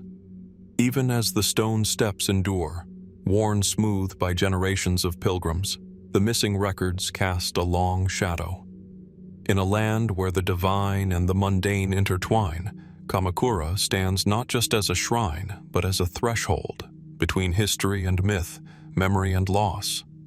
And in that silence between the pages, one must wonder, what truth was once written here, and why was it taken away? The sun rises slowly over the Okinawan archipelago, casting long golden rays across windswept cliffs and dense subtropical forest. The sea, stretching endlessly to the south, once served as both barrier and gateway, a route for fishermen, traders, and perhaps much older travelers whose stories have long been forgotten. In the shadow of coral limestone outcrops and quiet coastal caves, remnants of a distant past lie buried beneath layers of earth and time. Among these fragments are the anomalous stone tools of Okinawa, a set of prehistoric implements that challenge our understanding of early human activity in the region. Found primarily in the southern parts of Okinawa Island and nearby islets, these tools are simple in appearance: chipped stones, flaked edges, and blades shaped by deliberate human hands. Yet their story is anything but simple. What makes these tools so perplexing is not just their form, but their age. In several excavations, particularly those at Minatagawa, Shiraho Saonetabaru, and Yamashita Cave, stone artifacts have been unearthed alongside the fossilized remains of early hominins. Some have been dated to over 20,000 years ago, but others, controversially, have been suggested to date back more than 30,000, even 32,000 years BC. This places them among the oldest known human artifacts in East Asia, and potentially older than any comparable tools found on the Japanese mainland. The implications are profound. If the dating is accurate, these stone tools suggest that humans, or at least hominin populations, inhabited the Okinawan Islands during the Upper Paleolithic period. This would mean that seafaring, or at least coastal migration, occurred far earlier than previously assumed in this part of the world. But there is more. Certain tools exhibit technological patterns that do not align neatly with known Paleolithic traditions of East Asia. Some resemble Southeast Asian lithic styles. Others appear more rudimentary than what one might expect for such a relatively late period. The inconsistency has led some researchers to question, were these tools the product of a distinct, isolated culture? Or could they represent the remnants of an unknown migration, or even a separate branch of early humans altogether? Mainstream archaeologists proceed cautiously. The Okinawan terrain complicates dating efforts. Many sites are near caves, cliffs, or beaches prone to erosion, sediment shifts, and other geological changes over millennia. Contamination from organic material can skew radiocarbon results. In some cases, stone artifacts may have slipped into older layers through natural disturbances. Thus, critics argue, the tools may not be as ancient as they appear, and yet the pattern persists. Find after find hints at something deeper, older, and potentially unexplained. The Minatagawa man, discovered in the 1970s, was a significant breakthrough, a human skeleton estimated to be over 18,000 years old, with cranial features distinct from later Jomon populations. At Shiraho so Netabaru on Ishigaki Island, dozens of human bones were found beneath coral layers dating to more than 24,000 years BC, accompanied by chipped stone tools that seem deliberately crafted, not the product of natural breakage. More recently, in 2019, researchers uncovered what they believe to be hearth remains, charcoal residues, and fire-altered stones, suggesting that these early Okinawans not only survived, but thrived, adapting to the island environment with skill and complexity. Still, not all agree on their interpretation. Some theorists propose a radical view, that the Okinawan tools represent evidence of a pre-Jomon civilization, one that either vanished without a trace or merged invisibly into later cultures. These ideas, while speculative, gain traction when paired with Okinawa's other archaeological oddities: unexplained megalithic stone structures, marine petroglyphs, and stories embedded in local folklore about people who came from the sea, bearing knowledge of stars and tides. Others suggest that these tools may be remnants of Denisovan or Neanderthal-like populations, a controversial hypothesis, given the current lack of genetic evidence in the region. Yet, it's not without precedent. Recent discoveries in the Philippines and Indonesia have revealed that early humans reached isolated islands far earlier than once believed. Could Okinawa have been another such refuge? And what of the cultural memory? The Ryukyuan oral traditions, passed down through songs and dances for centuries, speak cryptically of first people and lost islands swallowed by the sea. While difficult to connect directly to archaeological finds, these fragments of story whisper of a deep past, one possibly deeper than we dare assume. So, what do we really know?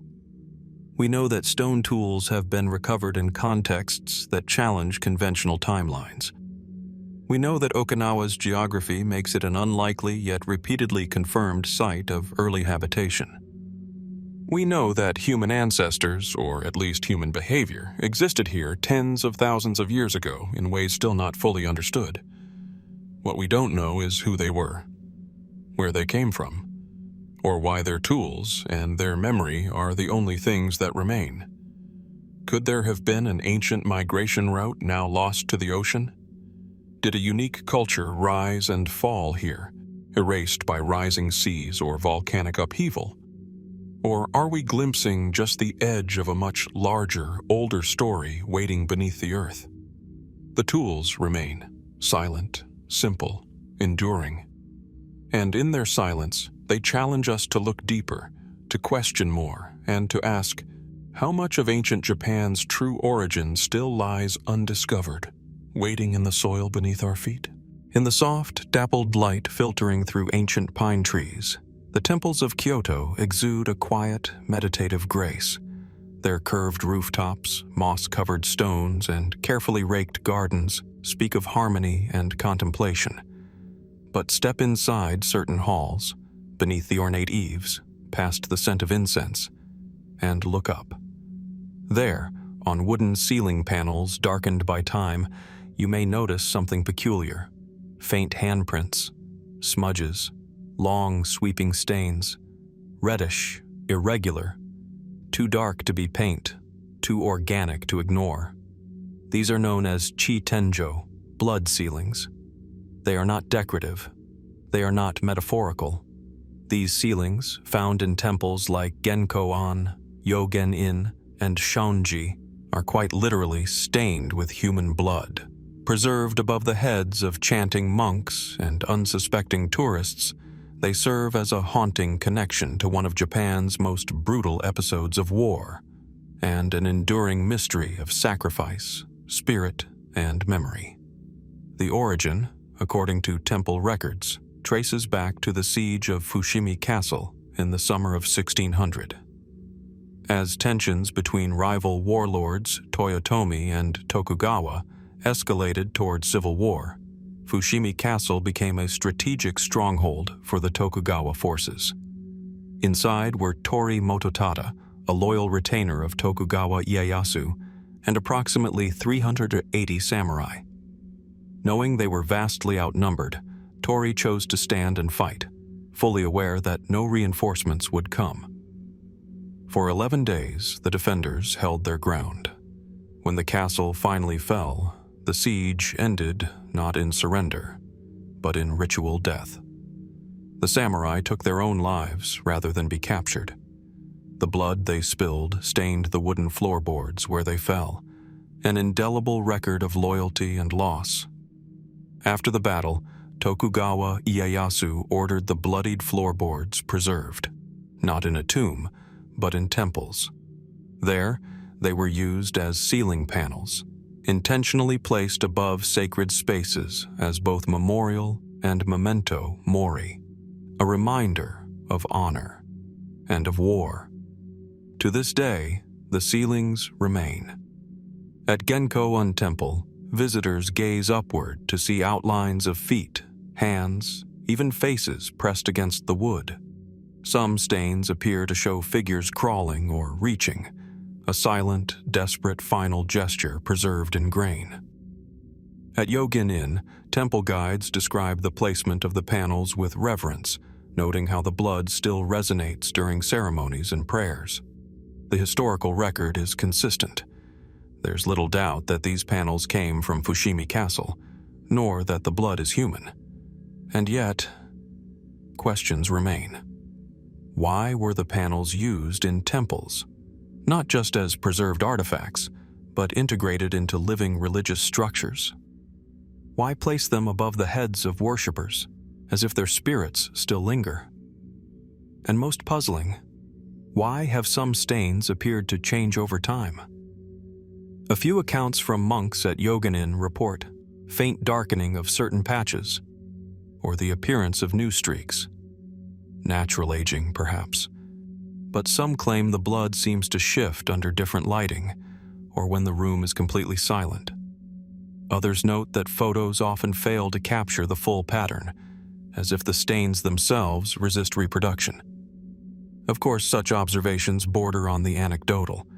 From a scientific standpoint, blood oxidation, wood treatment, and temperature changes over centuries can account for much of this visual distortion. The eerie appearance of faces in the wood might simply be pareidolia, the brain's tendency to find meaningful images in random patterns. Still, there's a deeper unease that clings to the ceilings. In a country where ancestral spirits are believed to dwell close to the living, where ritual cleanliness and sacred boundaries are carefully observed, placing death-stained wood within a temple is an extraordinary act. Could it be that the ceilings serve not only as memorials, but as spiritual conduits, binding the souls of the fallen to a place of peace? Or do they function as protective wards, ensuring that those who died in violent chaos remain anchored, preventing their unrest from spilling outward? More speculative voices have taken the mystery further. Some esoteric theories suggest that the layout of the panels across different temples forms a kind of spiritual network, aligning along ancient ley lines or energy paths.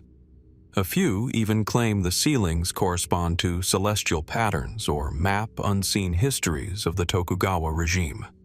There are also whispers of missing panels, sections of flooring said to have been too stained, too powerful, or too spiritually volatile to be installed. Their locations, if they exist, are unknown. And while temple guides maintain a solemn tone when explaining the origins of the blood ceilings, they rarely linger. Few speak openly of dreams reported by monks living under the panels. Even fewer will discuss the rare, hushed incidents of visitors fainting or falling ill after prolonged time in the rooms. But the fact remains. The blood ceilings are real, tangible, unaltered for centuries. They are both relic and riddle, part history, part haunting. They embody the cost of loyalty, the reverberations of war, and the tension between remembrance and forgetting. What do we choose to preserve? What do we place above our heads, where prayers rise and silence falls? And if the blood still whispers, what is it trying to say? In Kyoto's temples, the past is never truly gone. It watches, it lingers, and sometimes it stains the ceiling just above your gaze. As the mists settle over the wooded outskirts of Kyoto, a hush falls across the forest floor. Tall cedar trees sway gently in the breeze, their branches whispering secrets of centuries past. Narrow paths disappear into shadow, flanked by crumbling stone markers and overgrown shrines. In such places, time feels soft, almost brittle, and when twilight stretches long and strange across the canopy, a different kind of silence begins to settle in, one that seems to watch more than listen.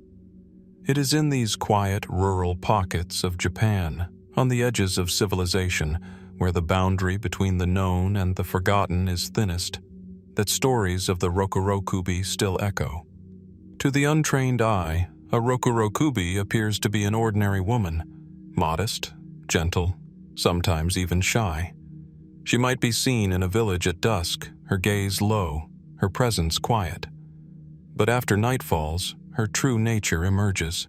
Her neck, once hidden beneath the folds of a kimono, begins to stretch, slowly, silently, growing longer and longer until her head drifts away from her body altogether, floating through the darkness, hunting, watching, whispering. The legend is ancient. The term Rokurokubi first appears in Edo period literature, though its roots likely reach back much further, possibly to Buddhist tales imported from China or older indigenous folklore about shapeshifters and cursed spirits. The most common depictions come from ukiyo-e woodblock prints and kaiden ghost stories, where the Rokurokubi is cast as a supernatural being, sometimes malevolent, sometimes tragic. But how did such a figure come to haunt the Japanese imagination? Some scholars believe the Rokurokubi myth emerged from fears around women who defied societal norms, particularly during periods of strict moral codes in Tokugawa-era Japan. The idea of a seemingly proper woman harboring a monstrous secret may have symbolized anxiety over hidden disobedience, emotional repression, or illness. In this light, the Rokurokubi becomes less a ghost than a cultural mirror, reflecting tension between expectation and identity. Yet the mystery goes deeper than metaphor. Historical accounts from rural villages in Honshu and Kyushu describe unexplained sightings, usually by travelers or night watchmen, of disembodied heads gliding through the dark. Some claimed they heard whispers in dialects no longer spoken. Others described red glowing eyes or necks that coiled like serpents. In rare cases, families reportedly awoke to find their own daughters or wives unconscious on the floor, their bodies cold, while a strange presence loomed near the ceiling. Are these just elaborate folk tales? Episodes of sleep paralysis? Or could they point to something more tangible? In 1891, during the height of interest in yokai studies, a report surfaced in Aomori Prefecture of a woman found dead in her home under unusual circumstances. Her neck had suffered an unnatural stretching injury, with no signs of trauma or attack. Local authorities dismissed the case as a suicide, but elders in the region whispered otherwise, that the woman had been taken by the curse, a phrase used in connection with old Rokurokubi beliefs. Intriguingly, there is a condition in Japanese folklore medicine known as Shin-Shin-Bio, a spiritual affliction believed to cause dreams so intense that the soul momentarily leaves the body. In Rokurokubi legends, it's said that a woman afflicted in this way might lose control of her form at night, her head separating from her body to act out suppressed fears or desires. While this concept was never formalized in modern medicine, it aligns eerily with documented cultural practices of spirit projection or dream walking found across Asia. Could the myth be a memory of such experiences, recorded, distorted, and mythologized across generations? Even more curiously, Chinese lore offers a possible origin in the form of the Hitoban, a creature whose neck stretches unnaturally while sleeping. Early Buddhist texts sometimes mention monks who, after breaking vows or engaging in forbidden behavior, are cursed to roam in altered forms. The transmission of such stories along maritime trade routes may have seeded localized variants, including Japan's Rokurokubi. But despite the scholarly theories and folkloric comparisons, the question lingers. Why do so many versions of the Rokurokubi maintain a vivid consistency across regions, across centuries? In some villages, the tales include specific details, a particular well, a hidden room, or a scroll used to seal the spirit.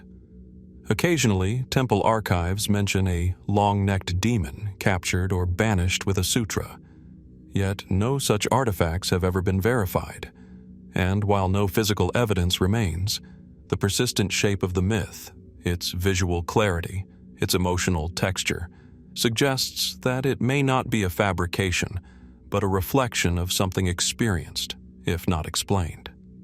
Some more speculative voices, though careful not to overreach, have wondered whether the Rokurokubi could represent memories of altered states of consciousness. The sudden expansion of the body, the detachment of self from form, the wandering of mind or soul, these experiences echo across mystical traditions worldwide. Could the Rokurokubi be less a monster and more a symbol of a spiritual rupture or evolution? And what about the persistent whisper that follows the legend? That Rokurokubi are not just stories of the past, but of the present, that they still walk among us, hidden in plain sight? It's a notion both tantalizing and quietly unsettling. In a society where ancient traditions linger beside modern skyscrapers, and where belief in the spirit world coexists with high-speed trains and neon light, the boundary between folklore and reality is porous. So the question remains, what if the Rokurokubi myth is not about monsters at all, but about transformation, a hidden self, a secret burden, a form that stretches in the dark, beyond the gaze of day? And if such things do exist, if such beings ever truly walked the earth, or still do, where would we find them? In the quiet homes of mountain villages? In forgotten diaries or unsolved disappearances? Or in the mirror, when the night is deepest and no one is watching? the Rokurokubi remains one of Japan's most haunting legends. Not because it's unbelievable, but because somewhere in the dark recesses of memory and myth, it might still be true. As we leave behind the spectral whispers of the Rokurokubi, where identity unravels beneath the moonlight, our journey takes us far south, across the sea, to a place where time itself seems to drift, slower, older, and heavier with breath. Welcome to Yakushima. Rising from the waters of the East China Sea like a forgotten fragment of a myth, this subtropical island is cloaked in dense, emerald forest. Rain falls here nearly every day, feeding moss-covered stones, thick ferns, and towering trees that pierce the mist like guardians of an ancient world. The landscape is alive, not just with nature, but with presence, something unseen, but unmistakable. At the heart of Yakushima's enigma are its ancient cedars, known locally as yakusugi. Some of these trees are not hundreds, but thousands of years old, their trunks gnarled with time, their roots entwined like the folds of the earth itself. The most famous among them is Jomonsugi, believed to be over 2,000 years old, possibly older, its exact age obscured by centuries of growth and decay. But there are others, less known and more haunting. Trees with names whispered by monks and villagers: Wilson's Stump, Keegan Sugi, Myoto Sugi. Some said to bleed when cut, others rumored to move slightly, imperceptibly, when the forest is still. To walk among them is to enter a cathedral built not by man, but by millennia. Yet beneath their solemn grandeur lies a deeper mystery. Why were these trees, above all others in Japan, regarded not just as ancient life forms, but as spirit vessels? For centuries, locals have believed the yakusugi are inhabited by kami, Shinto deities or ancestral spirits bound to the natural world. Offerings have been left at their roots, silent prayers spoken to their bark. There are stories, told not for entertainment but for remembrance, of people entering the forest and never returning, or returning changed, not harmed exactly, but quieter, as if they'd seen something they couldn't name. Even now, the older villagers speak of certain trees one should not photograph, others one should not touch, and trails where silence is not a courtesy, but a necessity. Why? The belief is not unique to Yakushima. Across Japan, sacred trees, shinboku, have long been honored as physical manifestations of divine power. But Yakushima seems to concentrate this reverence into something denser, something less explained. The sheer age of the trees, many over 1,000 years, adds weight to the idea that they remember, that they are witnesses not just to human history, but to deep time. This is not just spiritual tradition. Even in modern science, Yakushima is seen as a genetic anomaly. The cedar trees here exhibit unique adaptations: slower growth, unusual resilience, and wood dense with natural resin, making them resistant to rot. Researchers have noted that this resistance is so effective, fallen branches and tree trunks can remain intact on the forest floor for centuries. Could this biological longevity explain their spiritual significance? Or is it the other way around, that their aura of mystique drew our reverence, which then protected them from destruction? During the Edo period, the island's wood was considered highly valuable. Yet, despite its demand, many of the oldest trees were left untouched, whether out of superstition or something more pragmatic. Several logging records note strange incidents: tools that broke unexpectedly, workers who refused to return after certain encounters, and whispered warnings that some trees will not be felled. But the most unsettling accounts are less dramatic. Subtle impressions from hikers, monks, or biologists who report a feeling that is difficult to describe, that they are being watched. Not by animals, not by other people, but by something older. A presence not hostile, but observant, deep. It's tempting to dismiss this as psychological projection, the human tendency to assign agency to vast, unknowable nature. The forest is, after all, a place of sensory overload, rustling leaves, shifting shadows, the steady heartbeat of rain. But if this is merely imagination, why is the sensation so consistent? Why do so many unrelated visitors describe the same emotion? Reverence, awe, and a subtle, lingering unease. There are those who have gone further in their speculation. A fringe theory, never publicly endorsed but privately pondered, suggests that Yakushima's cedar groves may hold a form of biomemory. That these trees, through their vast age and undisturbed ecology, store environmental and perhaps energetic information in ways we do not yet understand. A living archive of the Earth's breath and pulse, and that in rare, liminal moments, certain seasons or times of personal crisis, humans may unknowingly interface with that archive. Others point to the dense magnetic fields of the island, or unusual electrostatic phenomena detected during storms. Some tie the island to ley lines, or claim Yakushima is one of Earth's natural power spots, regions where spiritual energy is said to concentrate. But the trees offer no answers. They simply stand, rooted deep into rock, reaching toward sky, their leaves dripping with cloud. They do not move. They do not speak. And yet, they have shaped myth, drawn reverence, and inspired silence for longer than most civilizations have endured. So what, then, are we seeing when we stare into the folds of their bark? What do we sense, if not spirit? Perhaps it is memory. Perhaps it is something older than language. Or perhaps it is simply the realization that not all mysteries are meant to be solved. That some are meant to be stood beneath, in stillness, in reverence, in wonder. And as we step back from the shadow of Yakushima's spirit trees, one question follows us like mist rising through the canopy. What stories are still rooted here, waiting to be heard?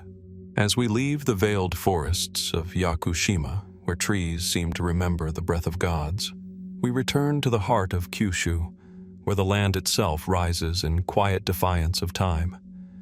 Here, beneath wide skies and windswept fields, sits one of Japan's most enigmatic ancient sites, the Saitobaru burial mounds. From a distance, the land appears ordinary, gently rolling hills stretching across the Miyazaki plain. But as you draw closer, you begin to notice something symmetrical, intentional. Dozens of raised earthworks shaped like keyholes, circles, and ovals, some over 300 meters in length, dot the landscape with eerie precision. These are the kofun, ancient tumuli dating back to as early as the 3rd century AD. And Saitobaru is one of the largest such clusters in the country, containing more than 300 burial mounds, spread across nearly 5 square kilometers. But who built them? And why here? Archaeologists agree that kofun were constructed during Japan's Kofun period, which spanned roughly from the 3rd to 7th centuries AD. These mounds served as tombs for powerful chieftains and early rulers, a sign of a stratified society long before the rise of the Yamato state. Many were ringed with moats or contained haniwa, ceramic figures shaped like warriors, animals, and ritual objects. Yet, unlike other burial sites of the same period, Saitobaru offers more questions than answers. Excavations have revealed multiple layers of construction, some of which predate the traditional Kofun period timeline. A handful of researchers argue that certain mounds may go back as far as the Yayoi period, or even earlier, suggesting that the site was used long before centralized kingship emerged in Japan. Pottery shards and stone tools found in surrounding areas seem to echo this theory, but without definitive dating, it remains speculation. Adding to the mystery is the distinct astronomical alignment of certain mounds. Some kofun at Saitobaru appear to line up with solar events, such as the spring and autumn equinoxes, when the sun rises or sets directly over specific tumuli. Could this be coincidence? Or was the site once part of a larger cosmological system, its geometry linked not just to burial, but to celestial observation? And then there is the myth. Saitobaru is not only an archaeological site, it's a place steeped in Japan's oldest stories. Local tradition holds that this region was once the domain of Ninigi no Mikoto, the grandson of the sun goddess Amaterasu, who descended from the heavens to rule the land. Nearby is Takachiho, where the descent of the gods, Tensen Korin, is said to have occurred. Could these mounds be more than tombs? Could they mark sacred ground tied to divine origin stories? Some scholars dismiss this as retroactive mythology, sacred narratives layered atop much older sites, but others note that the blending of myth and geography in Japan is often deliberate, not decorative. The ancient chroniclers of the Kojiki and Nihon Shoki often grounded spiritual tales in real, tangible places, and Saitobaru may be one of them. Stranger still are the unconfirmed accounts of unexplored mounds. Though many have been excavated, a number remain untouched, either due to budget constraints, religious respect, or an unwillingness to disturb potentially sacred ground. Local legends warn of misfortune befalling those who dig too deep. Stories of tools breaking, weather turning violent, or researchers falling inexplicably ill. There are also tales, difficult to verify but persistent, of metallic objects discovered within certain tombs. Not bronze, not iron, but alloys unfamiliar to traditional Japanese metallurgy of the time. These reports have never been formally published, and skeptics rightly question their authenticity, but they remain part of the lore surrounding the site, whispered among fringe historians and spiritualists alike. Further intrigue lies in the very shape of the mounds. The keyhole design, known as Zenpo Koen Fun, is unique to Japan, yet some believe it may have foreign origins. Comparative archaeologists have noted vague similarities between these forms and megalithic structures in Korea and parts of Central Asia. Could there have been a cultural exchange? Maritime influence from across the sea? Or do these shapes reflect a lost symbolic language now beyond our decoding? The mystery deepens when considering that the technology and labor required to build these tombs would have been immense. No small feat for a society often presumed to be loosely organized at the time. Some kofun at Saitobaru are massive, requiring coordinated effort across thousands of laborers, access to materials, and knowledge of advanced engineering. Where did this capacity come from? Were these truly local rulers, or part of a larger, more centralized polity that predated the historical Yamato court? Official narratives remain cautious. The Japanese Agency for Cultural Affairs recognizes Saitobaru as an important cultural property, but comprehensive study of every mound has not been undertaken. Some say it's to preserve the land's spiritual significance. Others point to limited resources. And a few, more speculative voices suggest something else, that opening every mound might challenge existing historical frameworks. What, after all, would it mean if evidence emerged of a complex culture, perhaps even a forgotten kingdom, operating independently from the narrative of Japan's imperial lineage? Such questions hover over the fields like the morning fog, lingering, unspoken. Today, visitors can walk freely among the mounds. Children play near the pathways. Locals picnic beneath cherry blossoms that bloom along the ridges of ancient tombs. But even in the warmth of sunlight, there is a stillness in the air, a sense that the earth here holds more than soil and stone. That it remembers. And as the wind passes over the grass-covered domes, brushing the contours of the land like fingers turning a forgotten page, we are left to wonder, what lies beneath the Saitobaru mounds that we have yet to find? What voices remain buried, unheard for thousands of years? And if we listen carefully, beyond the noise of certainty, might we still catch their echo? As we leave the ancient, grass-covered tombs of Saitobaru behind, monuments of earth that hold their secrets deep beneath the soil, we move not into another fixed point in history, but into something far more fluid, something alive in folklore, in forests, and perhaps in the space between perception and deception. We find ourselves now among the wooded paths of rural Japan, deep in a misty mountain grove where narrow trails wind through moss-covered torii gates and the cry of unseen birds echoes through the trees. It is here, under the canopy's shifting light, that you might catch a glimpse of movement, something small and fleeting, a flash of a tail, the curve of fur, a sudden human-like smile on an animal face. And then nothing. This is the realm of the Tanuki and the Kitsune. For centuries, these two creatures, one a raccoon dog, the other a fox, have held a paradoxical place in the Japanese imagination. They are animals, yes, but also tricksters, shapeshifters, beings capable of crossing between the natural and the supernatural, between what we see and what we believe. The Tanuki, often portrayed with a round belly and a playful grin, is known for its mischievous tricks, transforming leaves into money, impersonating monks, or confusing travelers with illusions. The Kitsune, in contrast, is subtler, more refined, a fox spirit of intelligence and magic, capable of assuming human form, often that of a beautiful woman or a wise old man, and sometimes forging relationships, even marriages, with unsuspecting humans. These myths are among the oldest in Japan. Mentions of fox spirits appear in early Heian-era literature and are thought to have been influenced by similar legends from China and Korea.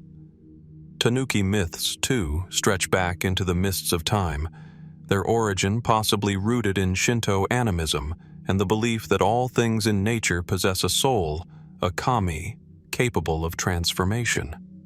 But what's curious is not just the persistence of these stories, it's the consistency of their themes across centuries and regions.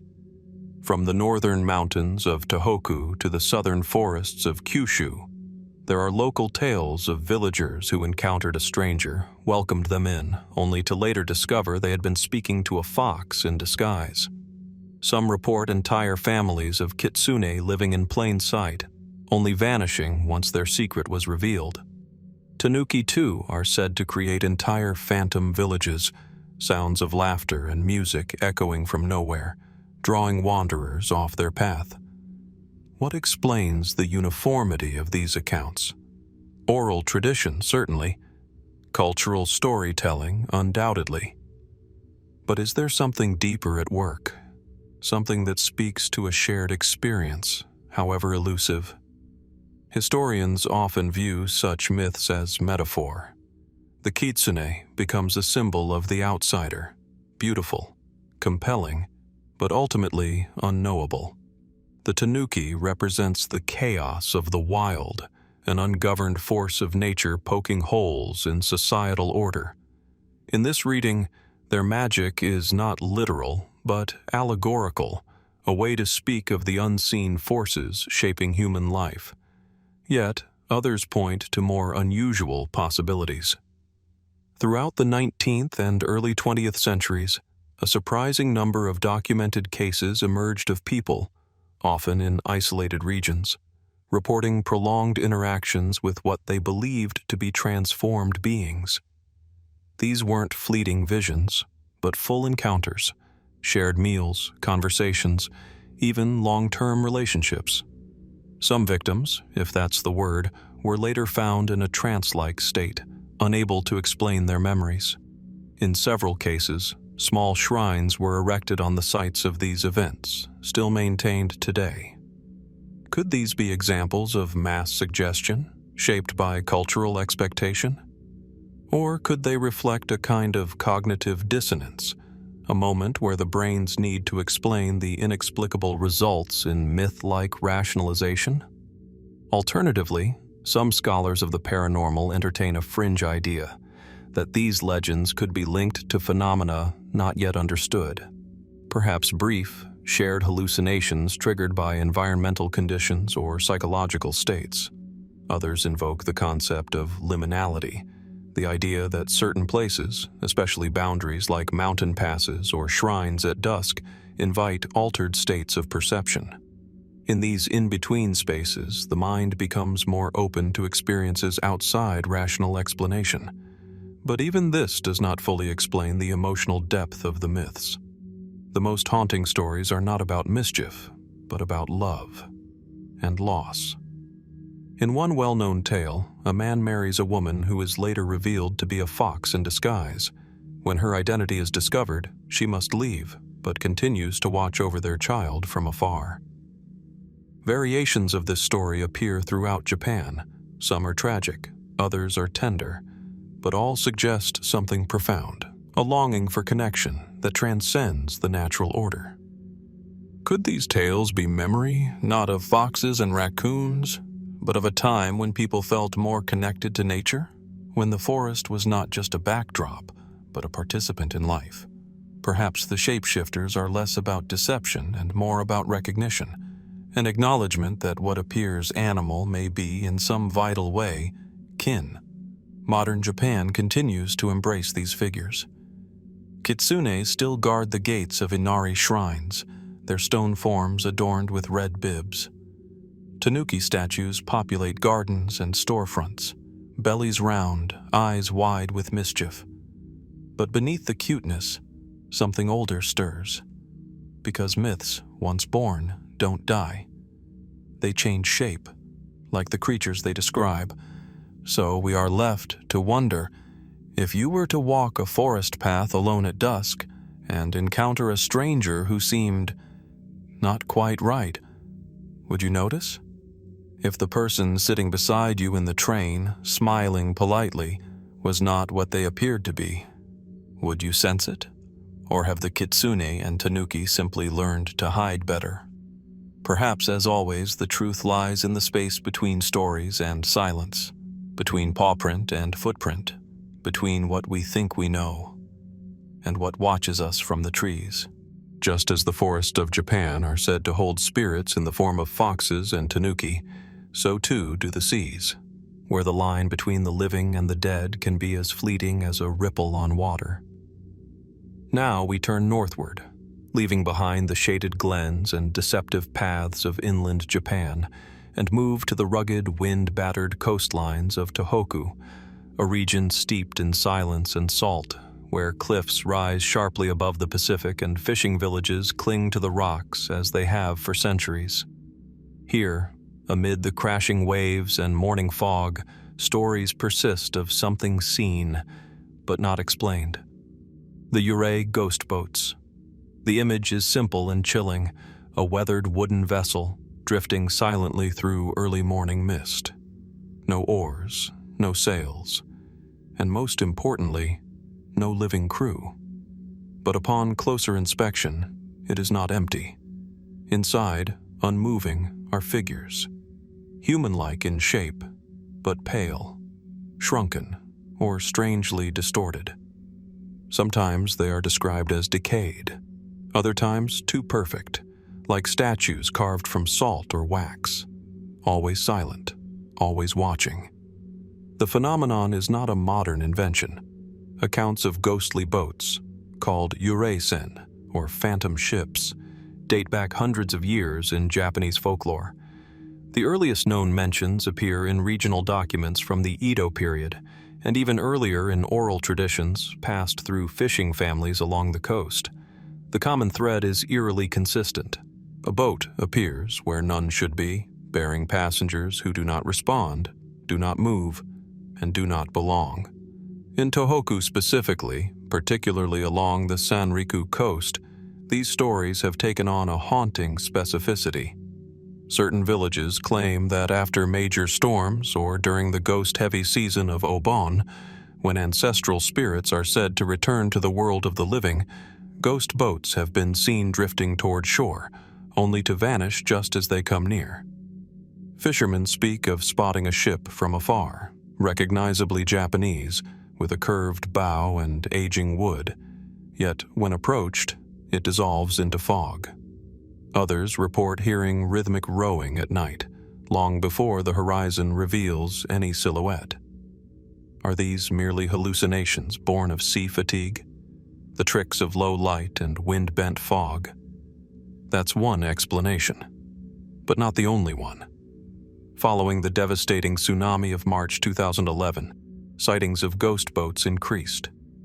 Villagers across Tōhoku, especially in Iwate and Miyagi prefectures, began reporting strange vessels drifting along the coastline. Some were real wreckage from the disaster.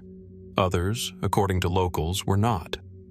In one account, a man claimed to see a boat moving silently through a rice field flooded with seawater days after the wave had receded, its passengers standing, motionless, their faces obscured. Grief can blur perception. Trauma imprints itself on memory, making symbols out of experience. But even before 2011, these sightings were recurring. And it raises a chilling question. Why boats? Why do the dead, in Japan's folklore, so often return by sea? The answer may lie in Japan's ancient relationship with water, not merely as geography, but as cosmology. In Shinto belief, water serves as a boundary between worlds. Rivers in particular mark transitions. The Sanzu River, similar to the River Styx, is said to separate the realm of the living from the afterlife. Seas and coasts then become liminal spaces, where spirits, especially restless ones, might gather.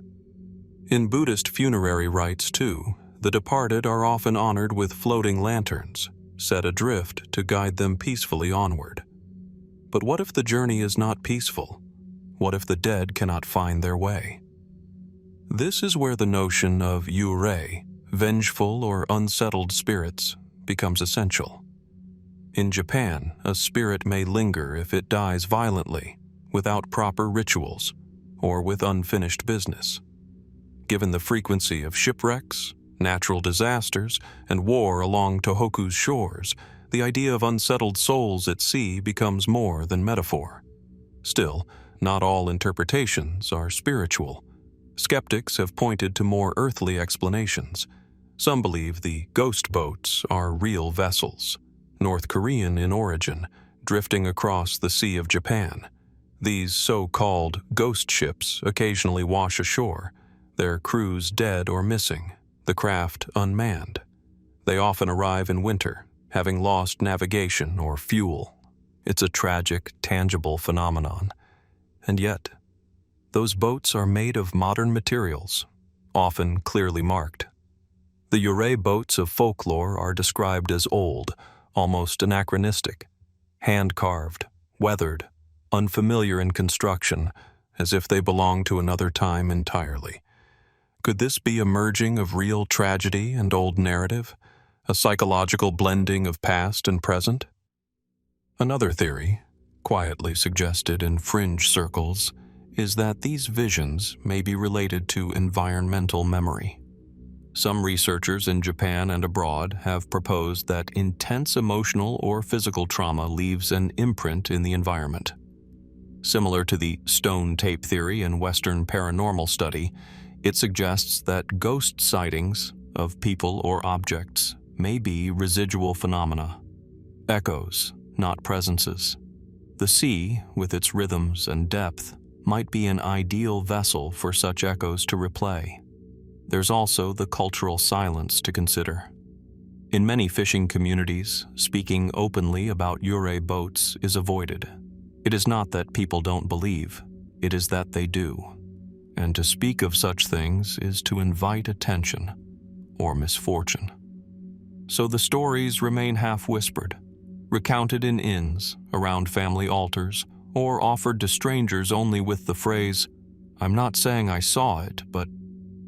Today, some coastal shrines in Tōhoku still perform special rites for souls lost at sea. Small stone altars dot the cliffs, their inscriptions worn by salt and time. Offerings of sake, rice, and incense appear without announcement, placed by hands unseen. It is an act of remembrance, or perhaps of appeasement. And so the ghost boats of Tōhoku continue to drift, not only on the water but through memory, through story, through the spaces we have not yet explained. Are they simply tales born of fear and loss? Or are they signals from those who never reached the shore? Perhaps the better question is not whether they exist, but what are they waiting for, and why do they return? As we drift inland from the haunted coastlines of Tōhoku, where ghost boats vanish into the mist, we come to a rugged peninsula carved by time and shaped by fire. The wind here is colder, sharper, and in winter it howls through the jagged mountains of Oga in Akita Prefecture, like something alive. It is here, under a heavy sky and behind frost-covered doors, that a ritual unfolds every New Year's Eve. One not of celebration, but of confrontation. Men dressed as demons, towering, masked, and wrapped in straw, descend from the mountains, carrying knives and buckets, roaring through the narrow streets of isolated hamlets. They pound on doors, they storm into homes, and they shout in thunderous voices, "Any lazy children here? Any disobedient ones? Have you been good this year?" These are the Namahage, a word that roughly translates to blister peeler, a reference to the punishment of idleness. And while today their appearance is theatrical, costumed and framed as folk tradition, the origins of the Namahage are far more enigmatic and possibly far older than we understand. The masks are grotesque and varied. Some bear sharp fangs and bulging eyes. Others resemble twisted spirits, their features exaggerated into caricatures of fear. Each is handmade, often passed down for generations. The straw cloaks are heavy, crackling with movement. And in the flicker of torchlight, it's not hard to imagine a time when their arrival was not expected, but feared. So where did this ritual begin? The modern explanation traces it to an ancient form of Shinto purification, a symbolic cleansing of evil spirits to begin the new year afresh. The Namahage, in this view, are not demons at all, but kami, deities or divine messengers sent to scare off misfortune, laziness, and vice. By confronting families, especially children, they reinforce social bonds and expectations. But some ethnographers believe this narrative is a later invention, a way to rationalize something much older, something stranger. Local lore suggests that the Namahage were once real beings, not costumed villagers, but supernatural entities said to descend from the mountains only once a year. According to one tale, 5 ogres came from a distant land, possibly from across the sea, bringing fire, tools, and demands. They took crops, women, and children until a deal was struck. If they could build 1,000 steps to a certain shrine in a single night, they could remain. If not, they must leave forever. The final step was never completed. Other variations speak of mountain spirits, wrathful guardians or vengeful ancestors, who come down to remind people of forgotten promises. In this context, the ritual is not merely theatrical. It's appeasement. Archaeological clues further deepen the mystery. Excavations in the Oga Peninsula have uncovered Jomon period artifacts, pottery, and tools dating back more than 10,000 years. Some feature imagery of humanoid figures with exaggerated features, wide eyes, fang-like teeth, animalistic expressions. Could these be early representations of the Namahage, or of the beings that inspired them? Anthropologists have long debated the function of such figures. Were they spiritual protectors, Masks of shamanic transformation, or echoes of something else, an ancestral memory, perhaps, of encounters with outsiders. Some even speculate that the original inspiration for the Namahage may have come from ancient maritime contact, seafaring people from mainland Asia or beyond, arriving in unfamiliar garb, their presence interpreted through a lens of fear and reverence.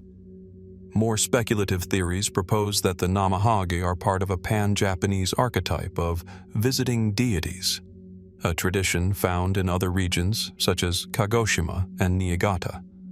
These beings, whether called demons, gods, or ancestors, appear suddenly, often at thresholds between seasons, to test the moral fiber of communities.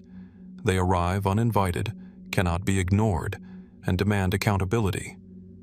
But what if they're more than archetype? In some villages, stories persist, not often shared with outsiders, of unexplained visits. Not during the festival, not in costume, but out of season. Figures at the window, heavy footsteps in the snow, doors found ajar in the morning, with no footprints on the ground. Do these tales merely echo the lingering weight of tradition? Or do they hint at something stranger? Could the ritual mask a deeper unease, a sense that whatever inspired the Namahage might not be entirely gone? In 2018, UNESCO recognized the Namahage ritual as part of Japan's intangible cultural heritage, a move meant to preserve and celebrate a tradition in danger of fading. Yet some elders in Oga admit that the ceremony today feels different, lighter, more performance than fear. Children now smile through their tears. Families prepare in advance, and the demons have in some ways become friends. But what happens when a ritual no longer scares? What was once a warning may now be nostalgia. But perhaps the story isn't over. Perhaps the masks still remember. Perhaps the wind through the Oga Mountains still carries echoes of something older than folklore. Because whether the Namahage are kami in disguise, echoes of lost ancestors, or shadows from a distant shore, they continue to return. Year after year, uninvited, unexplained. And as the door creaks open and the masked figure steps through, straw rustling and voice booming, one cannot help but ask, are we reenacting a memory or answering a summons? As winter's breath fades from the windswept ridges of the Oga Peninsula and the echo of the Namahage demons slips back into the silence of the mountains, we turn further south to the tranquil waters surrounding the Kyushu archipelago. Here, on the remote island of Iki, a solitary peak rises with geometric precision above the forested landscape. At first glance, Mount Yahazudake seems like any other mountain, a gentle slope wrapped in green, tapering to a modest summit just 200 meters above sea level. But seen from a distance, and especially from the air, the contours sharpen into something unexpected, something almost intentional. Triangular, symmetrical, too symmetrical. This is Yahazudake, a mountain that looks suspiciously like a pyramid. Rising out of Iki Island's northern interior, the mountain appears remarkably angular. Its slopes meet at sharp, near-perfect ridges. The peak itself is flat, as if sheared. From certain angles, especially under the long shadows of dusk, it resembles nothing so much as an ancient, weathered monument. And here, in a land with no known pyramids, that appearance raises questions. Geologists are quick to point out that Japan's landscape, formed largely by volcanic activity and tectonic uplift, is prone to creating natural formations that mimic architectural geometry. Erosion, rock composition, and time can produce uncanny results. Yahazudake, they argue, is a product of such forces. Beautiful, but natural. But this explanation, though practical, doesn't account for everything. For centuries, locals have considered Yahazudake sacred. Ancient shrines rest along its lower slopes. Stone markers, some uninscribed and others deeply weathered, dot the path leading to the summit. At the very top, a small hokora, a miniature Shinto altar, rests beneath wind-bent trees, marking a space believed to be touched by the divine. Offerings appear there even now. Coins, folded paper, sake. Pilgrims still climb. The mystery deepens when we consider the island's historical importance. Iki was not always peripheral. In Japan's ancient texts, the Kojiki and the Nihon Shoki, Iki is mentioned as one of the first islands created by the gods during the mythical birth of the Japanese archipelago. Archaeological excavations have unearthed kofun, burial mounds, Haniwa-style clay figurines, and tools dating back to the Yayoi and even Jomon periods, relics from societies that thrived thousands of years ago. Could Yahazudake have held ritual or symbolic significance to these early cultures? Some researchers believe so.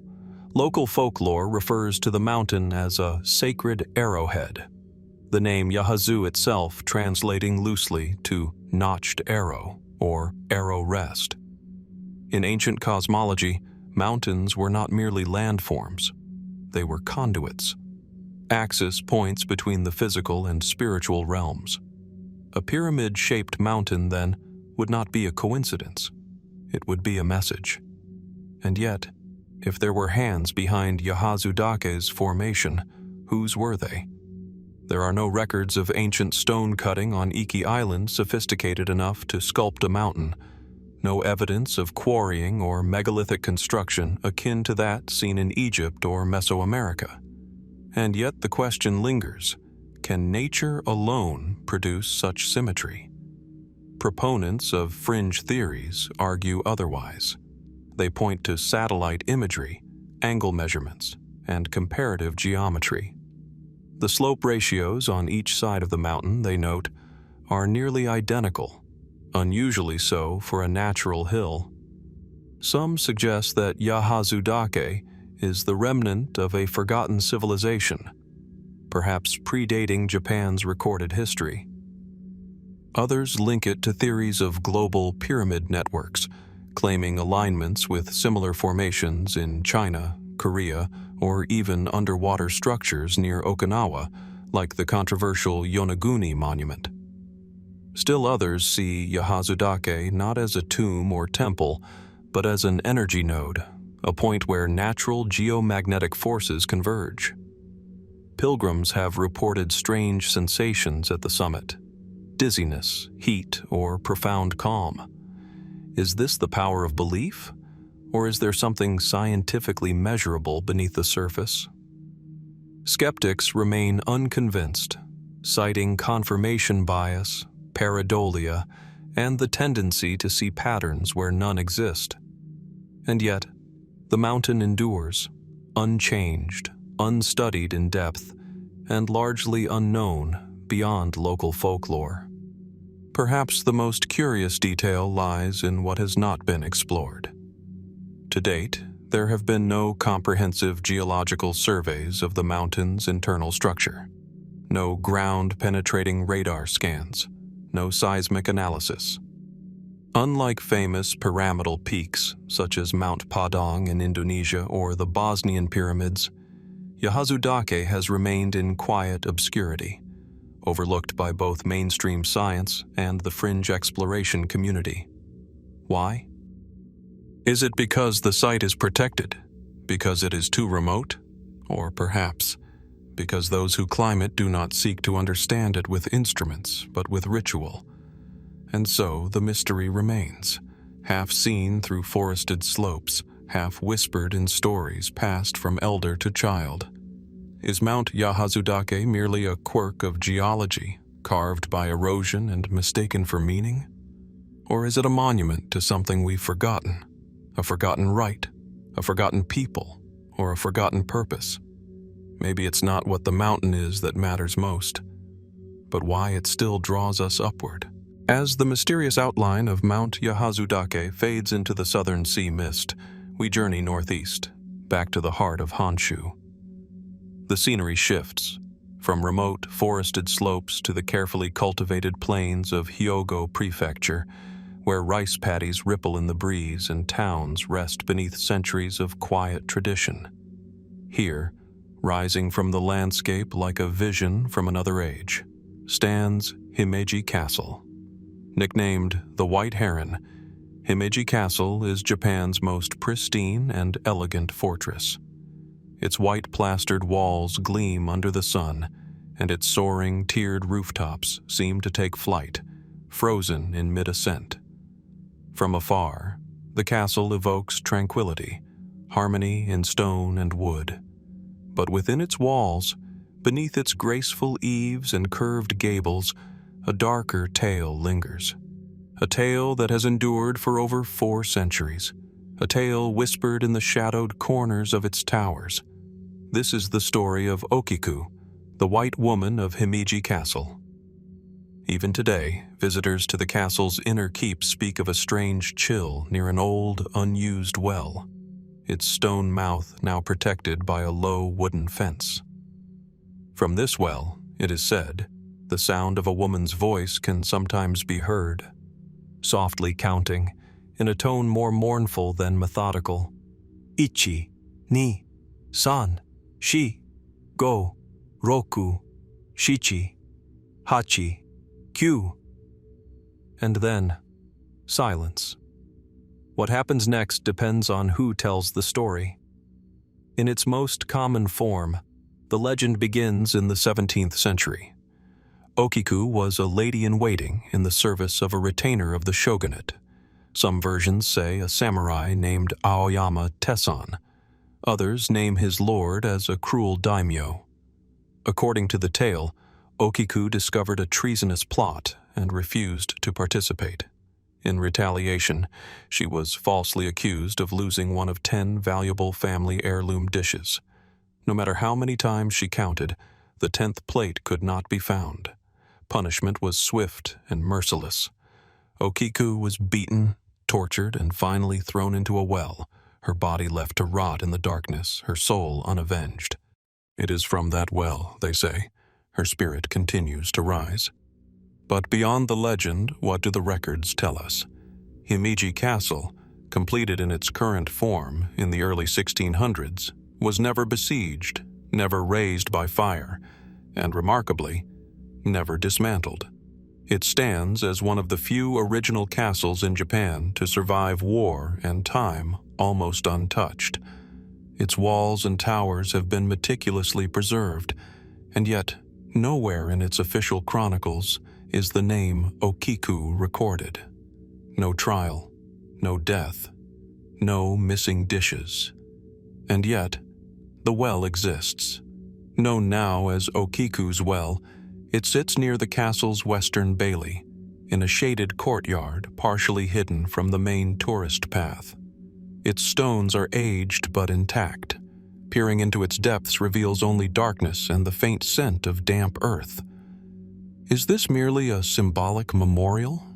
A narrative device to convey moral themes, loyalty, betrayal, justice? Or is there something more to the story? Folklorists note that the tale of Okiku is not exclusive to Himeji.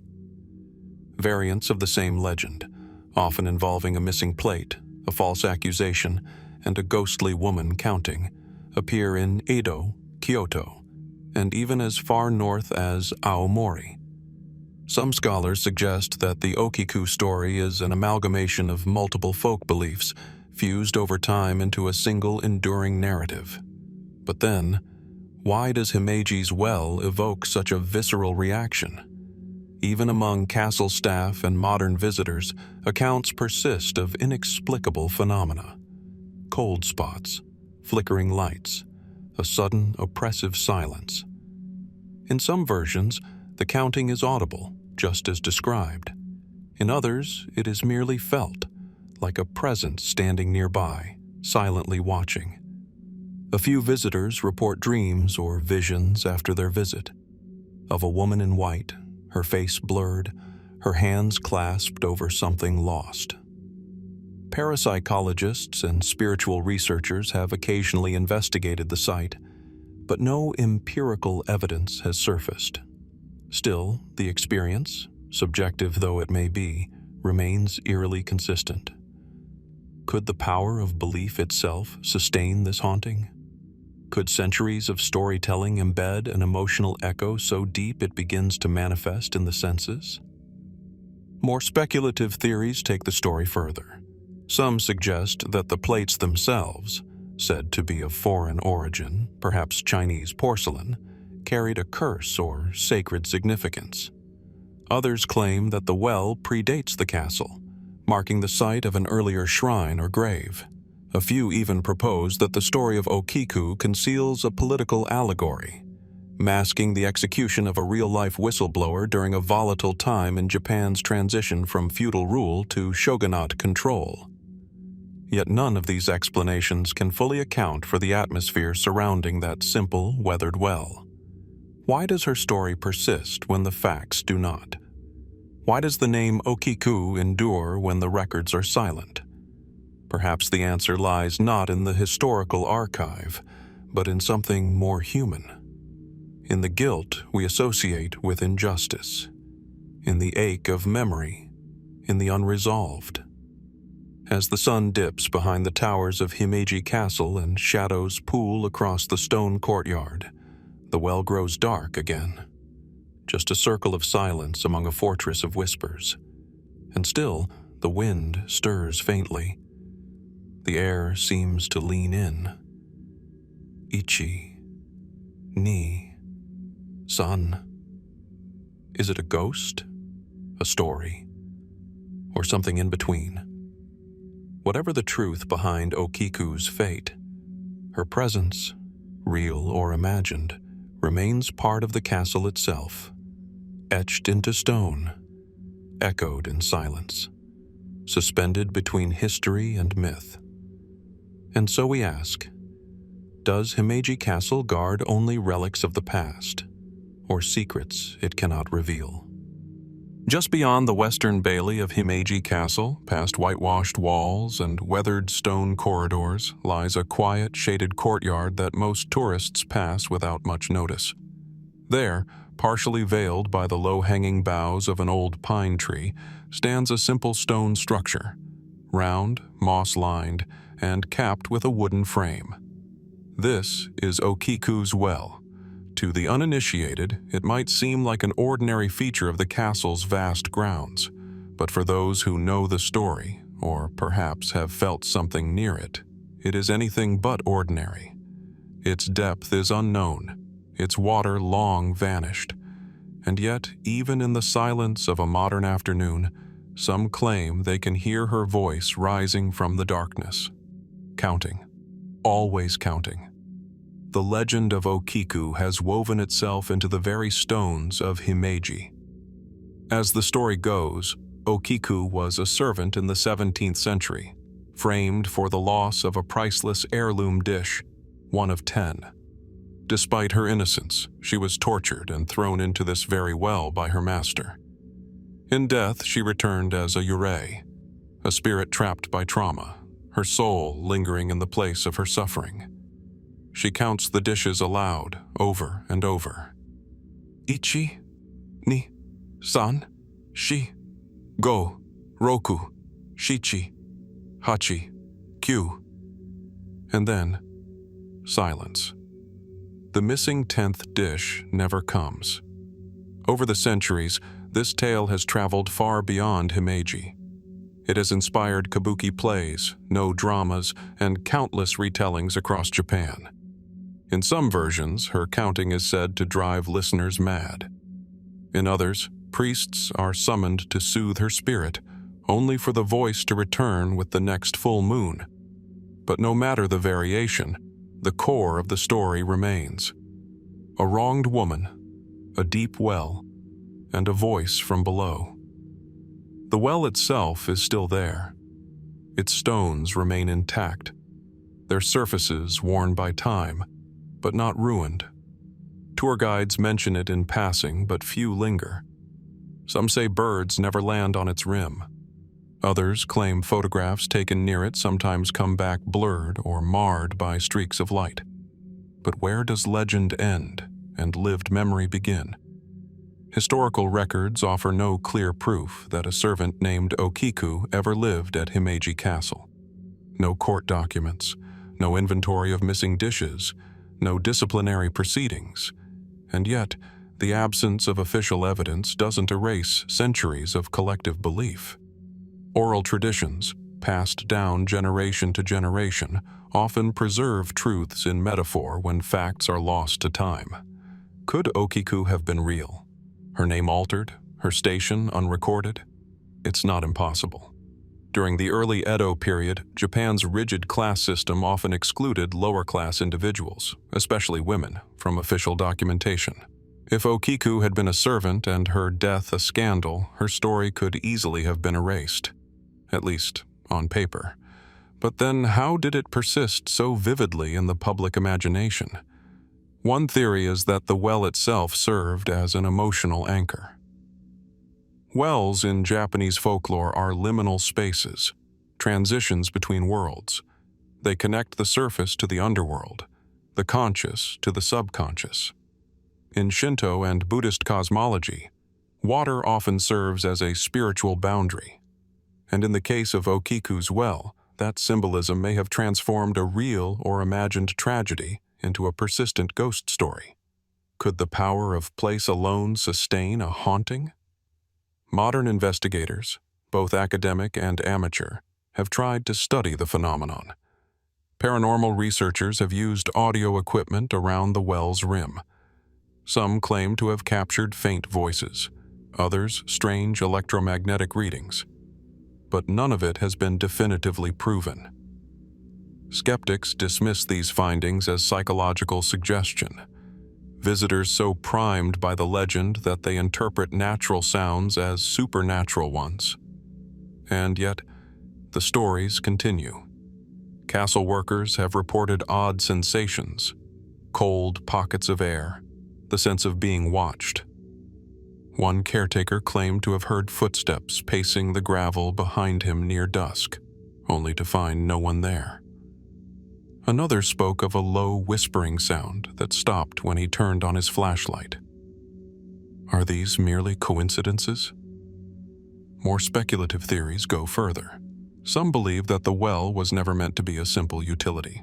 It may have once been part of a larger ceremonial structure, perhaps tied to ancient pre-castle rites. Others suggest the well was a symbolic focal point, used to enforce loyalty through cautionary tales. In a time when fear was an effective tool of control, what better deterrent than the threat of eternal unrest? There is also the notion that Okiku is not one ghost, but a composite, a stand-in for countless forgotten women whose fates were lost beneath the foundations of great men's castles.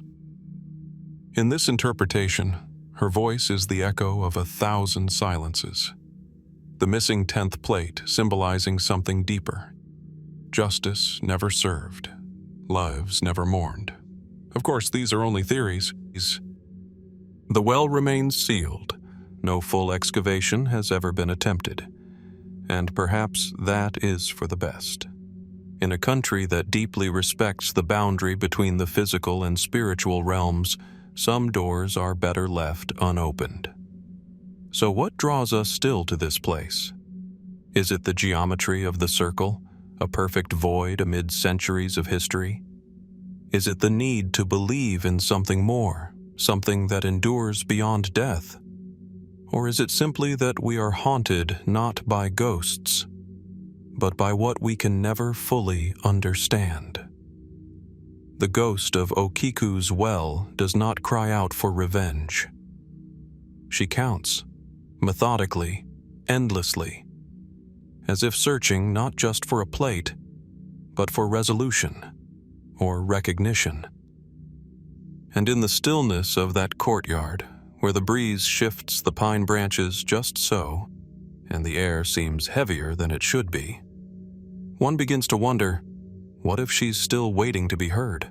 As we leave behind the shadowed courtyard of Himeji Castle and the voice that echoes from Okiku's well, we move southward, toward the sea. The terrain softens into islands and inlets, where pine-covered slopes rise gently from calm, reflective waters. Here, on the sacred island of Itsukushima, better known today as Miyajima, the boundary between the seen and unseen grows thin once again. Most recognize Itsukushima for its famed vermilion torii gate, standing tall in the shallows, seemingly floating during high tide and drawing pilgrims and tourists alike. But farther inland, beyond the shrine's pavilions and ancient walkways, tucked into a forested mountainside, rests a far more enigmatic object. Little known, rarely visited. Locals call it the Kagami-iwa, the Mirror Rock. At first glance, it appears to be an unusually smooth, upright boulder, perhaps 5 feet tall and dark gray in color. It leans slightly forward like a sentinel. Its face, polished over centuries by rain and wind, and some say ritual, has a strange, glassy sheen. Even on cloudy days, it reflects light in a way that feels almost unnatural, like the surface of still water. But what is it reflecting? Some who've stood before it say they see not their own image, but flickers of torches, of faces, of landscapes that no longer exist. Others see nothing at all, only the stone. Yet all report a sensation of being watched, or more curiously, of being remembered. According to local tradition, the Mirror Rock has long been associated with Shinto ritual. The island itself is sacred, home to the Itsukushima Shrine, first built in the 6th century and expanded under the powerful Taira clan in the late Heian period. The entire island was considered so holy that commoners were once forbidden from giving birth or dying on its soil to prevent impurity.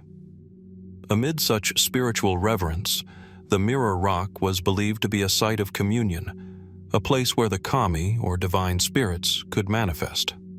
Shinto priests reportedly used it for purification rites and divination, especially during times of national uncertainty. It was said that the rock could show the heart, revealing the true intentions of those who stood before it. No formal writings confirm this, but oral accounts suggest the rock once formed part of a hidden inner shrine, its function never fully disclosed to outsiders. Over time, the tradition faded. Storms and landslides obscured the site, and today the Mirror Rock stands largely ignored in favor of more photogenic landmarks. Yet the questions persist. How did the rock gain its mirror-like surface? Is it natural, merely the product of erosion and mineral composition? Or was it shaped intentionally, smoothed by human hands in a process now forgotten? Geologists who have examined photos of the rock suggest that its smoothness is unusual, but not impossible. Its fine-grained andesite base allows for a natural polish under certain environmental conditions.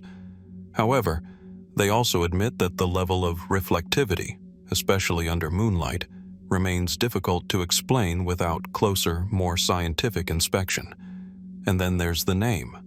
Why mirror? In Shinto cosmology, mirrors are not merely objects. They are sacred instruments, one of the 3 Imperial Regalia of Japan, along with the sword and the jewel. The mirror represents wisdom, or the divine clarity to see things as they truly are. It is also the medium through which the sun goddess Amaterasu was coaxed from her cave, bringing light back to the world. Could this rock then have once been seen as more than a polished stone? Could it have symbolized a gateway, a tool of revelation? There are more speculative theories too. Some researchers note that the rock's alignment is peculiar. It faces directly east, positioned in a way that aligns with the sunrise on certain equinoxes. Could it have functioned as an ancient solar marker, part of an early pre-Shinto ritual tradition lost to history? Others go further still. A fringe theory suggests that the Mirror Rock might be a relic of an unknown ancient culture that once inhabited the Japanese archipelago, one that predates written history. Proponents point to the island's archaeological oddities, megalithic formations, unexplained petroglyphs in nearby caves, and even submerged stone structures off the coast. Are these coincidences or fragments of a forgotten past? To date, no official excavation has been conducted near the Mirror Rock. Preservation laws and religious sensitivity make it difficult. And perhaps, some say, that is as it should be. Because when the mist rolls in and the forest quiets, the Mirror Rock still stands there, unmoving, unchanged, reflecting not just light but something deeper. Memory? Intuition? The boundary between what is and what might have been? If you were to stand before it today, alone, and stare into its surface, what would you see? Your own reflection? Or something else? Something older? Watching? Waiting? The Mirror Rock does not offer answers. It does not speak. It does not move. But it has seen the passing of empires, the shifting of gods, the erosion of belief. And still it reflects, which leaves us with a question as silent and enduring as the stone itself. Is the Mirror Rock simply a geological curiosity, or a window into a forgotten dimension of the sacred? And so we leave behind the glistening stone of Itsukushima, where reflections seem to whisper ancient truths, and travel northeast, deep into the rugged interior of Japan's Tōhoku region.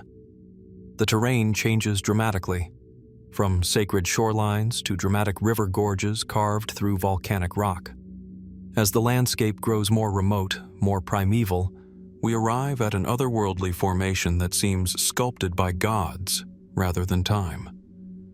This is Tonohetsuri in Fukushima Prefecture. Here, along the Okawa River, cliffs of white and gray stone rise like jagged fangs from the water. These towering walls, shaped over millions of years by wind and erosion, stretch like a natural fortress along the river's bend. Their layers, some sharp, others smooth, form intricate patterns, almost like calligraphy etched into the land itself.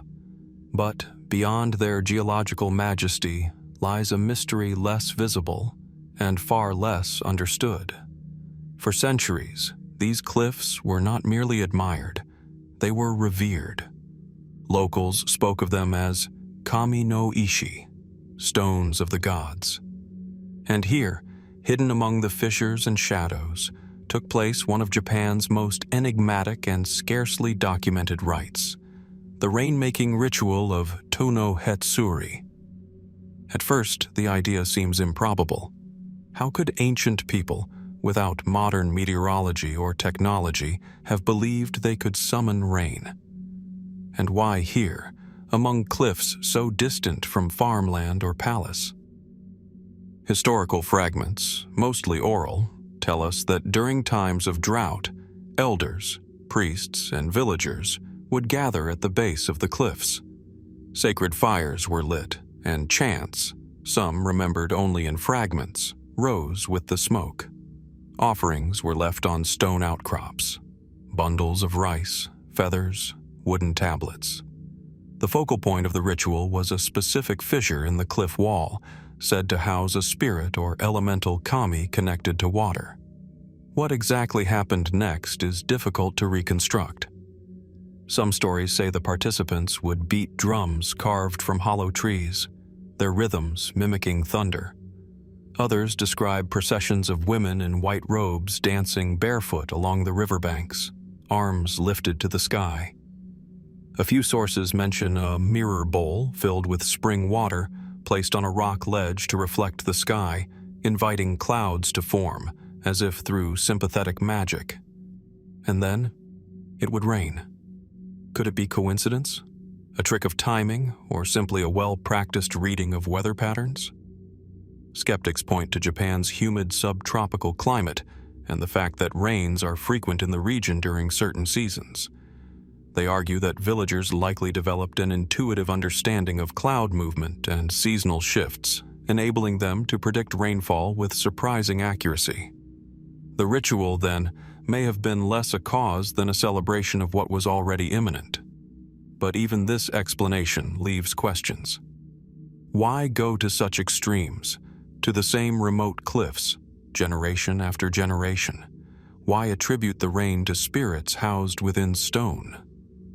Geological surveys show that To-no-Hetsuri is rich in minerals, particularly quartzite and certain forms of feldspar. These can retain and reflect moisture differently than other rocks. It's possible that the cliffs, on specific days, exude mist or even thin streams of water, triggered by fluctuations in humidity. To ancient observers, this natural weeping might have seemed like the cliffs themselves were alive, responding to prayer. Yet beyond the science lies something else, a persistent aura of the uncanny. Some villagers still tell of times when the cliffs seemed to hum before a storm, or when birds circled silently overhead, as if anticipating the change in air pressure. Others recall dreams or visions tied to the cliffs, figures robed in mist, eyes formed from cracks in stone. Whether myth or memory, these tales continue to circulate in the region, especially among the elderly. A few modern researchers, intrigued by the ritual's persistence, have speculated about deeper cultural roots. Could the rainmaking rite of To-no-Hetsuri be a remnant of an even older belief system, perhaps predating recorded Shinto practice? Some point to parallels with early Jomon-era rituals, where nature worship centered on cliffs, caves, and natural springs. The Jomon people, who inhabited Japan as far back as 14,000 BC, left behind figurines and stone circles aligned with celestial movements. Could To-no-Hetsuri be part of that prehistoric spiritual geography, where certain landscapes held power not merely because of what they offered, but because of what they were? Others go further, drawing comparisons to rainmaking rites in entirely different cultures, those of the Hopi in North America, the Zulu in Africa, or the shamans of Central Asia. All share common features: rhythm, offering, mimicry of weather, deep respect for landforms. Are these convergent practices born from human necessity, or distant echoes of a forgotten shared wisdom? In the late 20th century, the ritual all but disappeared. With modernization and depopulation, fewer and fewer villagers remained to remember or perform it. A handful of reenactments have been staged for cultural preservation, but many admit that the heart of the ritual, the authentic feeling, the ancient rhythm, is gone. And yet the cliffs remain, silent, towering, watching. On certain days, when clouds gather above the Okawa River and winds rush through the gorge, visitors say the cliffs seem to breathe. Others, standing before the stone fissure once thought to house the rain kami, feel a heaviness in the air, a kind of anticipation. Is it just the weight of history, or something older and more elusive? The rainmaking ritual of To-no-Hetsuri may be forgotten by most, but the stone remembers. The river remembers. And somewhere, beneath the moss and time-worn ledges, a question lingers, unasked, unanswered. Can the land still hear us, if we remember how to speak? As the echoes of river chants and rain-summoning rites fade into the mountain winds of Tōhoku, we turn our gaze to the plains of the Kanto region, where time itself feels buried beneath the soil. There, nestled among suburban streets, rice fields, and quiet parklands, rise curious shapes, earthy, grass-covered humps interrupting the flatness of the modern landscape. These are the kofun, ancient burial mounds, and scattered across their flanks and crests stand rows of silent sentinels, terracotta figures weathered by centuries, yet eerily alert. They are known as haniwa. At first glance, they resemble primitive sculptures, some shaped like hollow cylinders, others as stylized warriors, women, animals, or even houses. Their features are abstract, sometimes whimsical. Their eyes, round and wide, seem forever fixed on something just beyond our comprehension. But don't let their simplicity deceive you. Each haniwa once stood as part of a sacred boundary, an earthen interface between the realm of the living and that of the dead. The oldest of these funerary figures date back to the 3rd century AD, a period when Japan was not yet a unified nation, but a constellation of clan-based kingdoms. The ruling elite began constructing these massive tombs, keyhole-shaped, moated, and often hundreds of meters long, to honor their dead with both grandeur and spiritual protection. And the haniwa? They were placed around the tombs in meticulous arrangements, encircling them like watchmen. What were they meant to guard against? Some scholars suggest they were merely markers, fences in clay form, meant to demarcate sacred space and prevent trespass. Others believe the figures acted as spiritual guides or vessels, intended to assist the soul of the deceased on its journey to the afterlife. Their hollow construction, some have pointed out, is ideal for carrying breath, sound, or even spirit. Still others propose a more unsettling theory that the haniwa were substitutes. In some cultures, funerary practices involved human sacrifice, servants or warriors buried alive to serve their master in the next world. While there is no definitive evidence of such a practice in Japan during the Kofun period, the abrupt rise of the haniwa, lifelike yet lifeless, has led some researchers to speculate. Were these clay figures introduced as replacements for human offerings? It is a theory neither proven nor disproven, but as we walk among these strange terracotta guardians, some with armor etched into their chests, others with weapons raised mid-strike, it's hard not to wonder, who were they modeled after? Were these faces copied from real individuals? Or are they idealized portraits of warriors, shamans, courtiers, archetypes meant to ward off danger in both worlds? More curiously, why do so many haniwa appear in postures of listening? A few in museums and protected mounds across Saitama and Gunma have cupped hands placed to the sides of their heads. Others lean slightly forward, mouths agape as if whispering or receiving secrets. These subtle poses have sparked debates among anthropologists. Were these figures imagined as intermediaries, messengers between gods and men?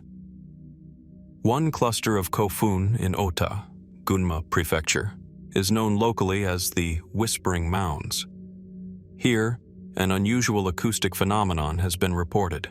Under specific conditions, wind passing between the closely arranged haniwa can produce soft, flute-like tones, faint whistling sounds that seem to drift across the burial grounds. Locals have long believed that these are the voices of the haniwa themselves, echoes of ancient oaths, or fragments of a language now lost. Of course, there are scientific explanations. The wind, shaped by the gaps between cylindrical figures and uneven terrain, acts as a natural instrument. It's a rare but documented phenomenon known as aeroacoustic resonance. But it does not explain why this effect seems confined to a few specific mounds, or why the sound always seems just barely audible, like something meant to remain at the edge of perception. It's this liminal quality that draws both scholars and mystics alike to the haniwa. Despite over a century of archaeological study, many questions remain unanswered. Why are some haniwa shaped like houses or boats? Why do a select few bear inscriptions or symbols while others are entirely unmarked? And why were entire fields of haniwa suddenly abandoned or buried during later centuries? There are theories. Some point to the Yamato court's centralization of religious authority in the 6th century AD, which may have suppressed local funerary traditions. Others suggest that the spread of Buddhism, with its emphasis on cremation and impermanence, rendered these earthen guardians obsolete. But even as the practice faded, the figures endured. Today, many rest in silence on the same mounds they've guarded for over 1,000 years. Some have been excavated and placed behind glass, their wide eyes now staring across museum halls instead of grassy plains. And yet, when one stands before a haniwa in situ, surrounded by the undulating silence of an ancient kofun, a strange sensation often arises. Not fear, exactly, but an awareness, as though the figure is waiting, or listening, or remembering. Perhaps these expressions, so stylized, so deliberate, are not meant to mimic us at all, but to remind us that the boundary between memory and myth, between what was and what is imagined, remains porous. Because in the end, the haniwa say nothing. And yet, we keep listening. And so, the question endures. Were the haniwa mere clay figures placed to honor the dead, or conduits for something far older, far stranger, and still watching from beneath the earth? As we leave behind the moss-covered burial mounds and their silent clay watchers, our journey takes a dramatic turn to a place where the landscape itself seems out of step with the rest of Japan. A place of shifting winds and endless golden waves. Here, along the sea of Japan's western shore, lies the Tottori sand dunes, an otherworldly expanse that appears more suited to North Africa than the traditionally lush terrain of the Japanese archipelago. Stretching over 16 kilometers along the coast and rising to heights of nearly 50 meters, the Tottori sand dunes form Japan's only true desert-like environment. The winds off the sea sculpt their peaks and valleys anew each day, creating mesmerizing patterns, rippling crests, knife-edge ridges, and isolated pockets of stillness. The contrast with the dense forests, mountains, and rice paddies nearby is jarring, like an ancient rift where geography and time misaligned. How did such a place come to exist, and why here? Geologists offer straightforward answers. Over tens of thousands of years, sediment from the nearby Sendai and Chugoku mountain ranges washed down the Sendai River, emptying into the sea. Ocean currents and coastal winds gradually swept the sand inland, building a broad coastal desert, one that continues to evolve to this day. But while the physical formation is well understood, the dunes have long inspired whispers of stranger phenomena. Locals speak of shimmering lights, seen dancing across the sands at twilight. Not unlike the Hitodama, ghostly orbs often associated with the presence of spirits. Some believe these lights are caused by heat haze or reflections off quartz particles in the sand. Yet the sightings persist in all seasons, even in the cold months, when temperature differences are minimal. Other reports speak of sudden disappearances, of lone travelers or even hikers who ventured just a little too far into the inner dunes, only to vanish without a trace. In several cases, footprints were found leading inward but not returning. Rescue efforts yielded no bodies, no belongings, and no signs of struggle.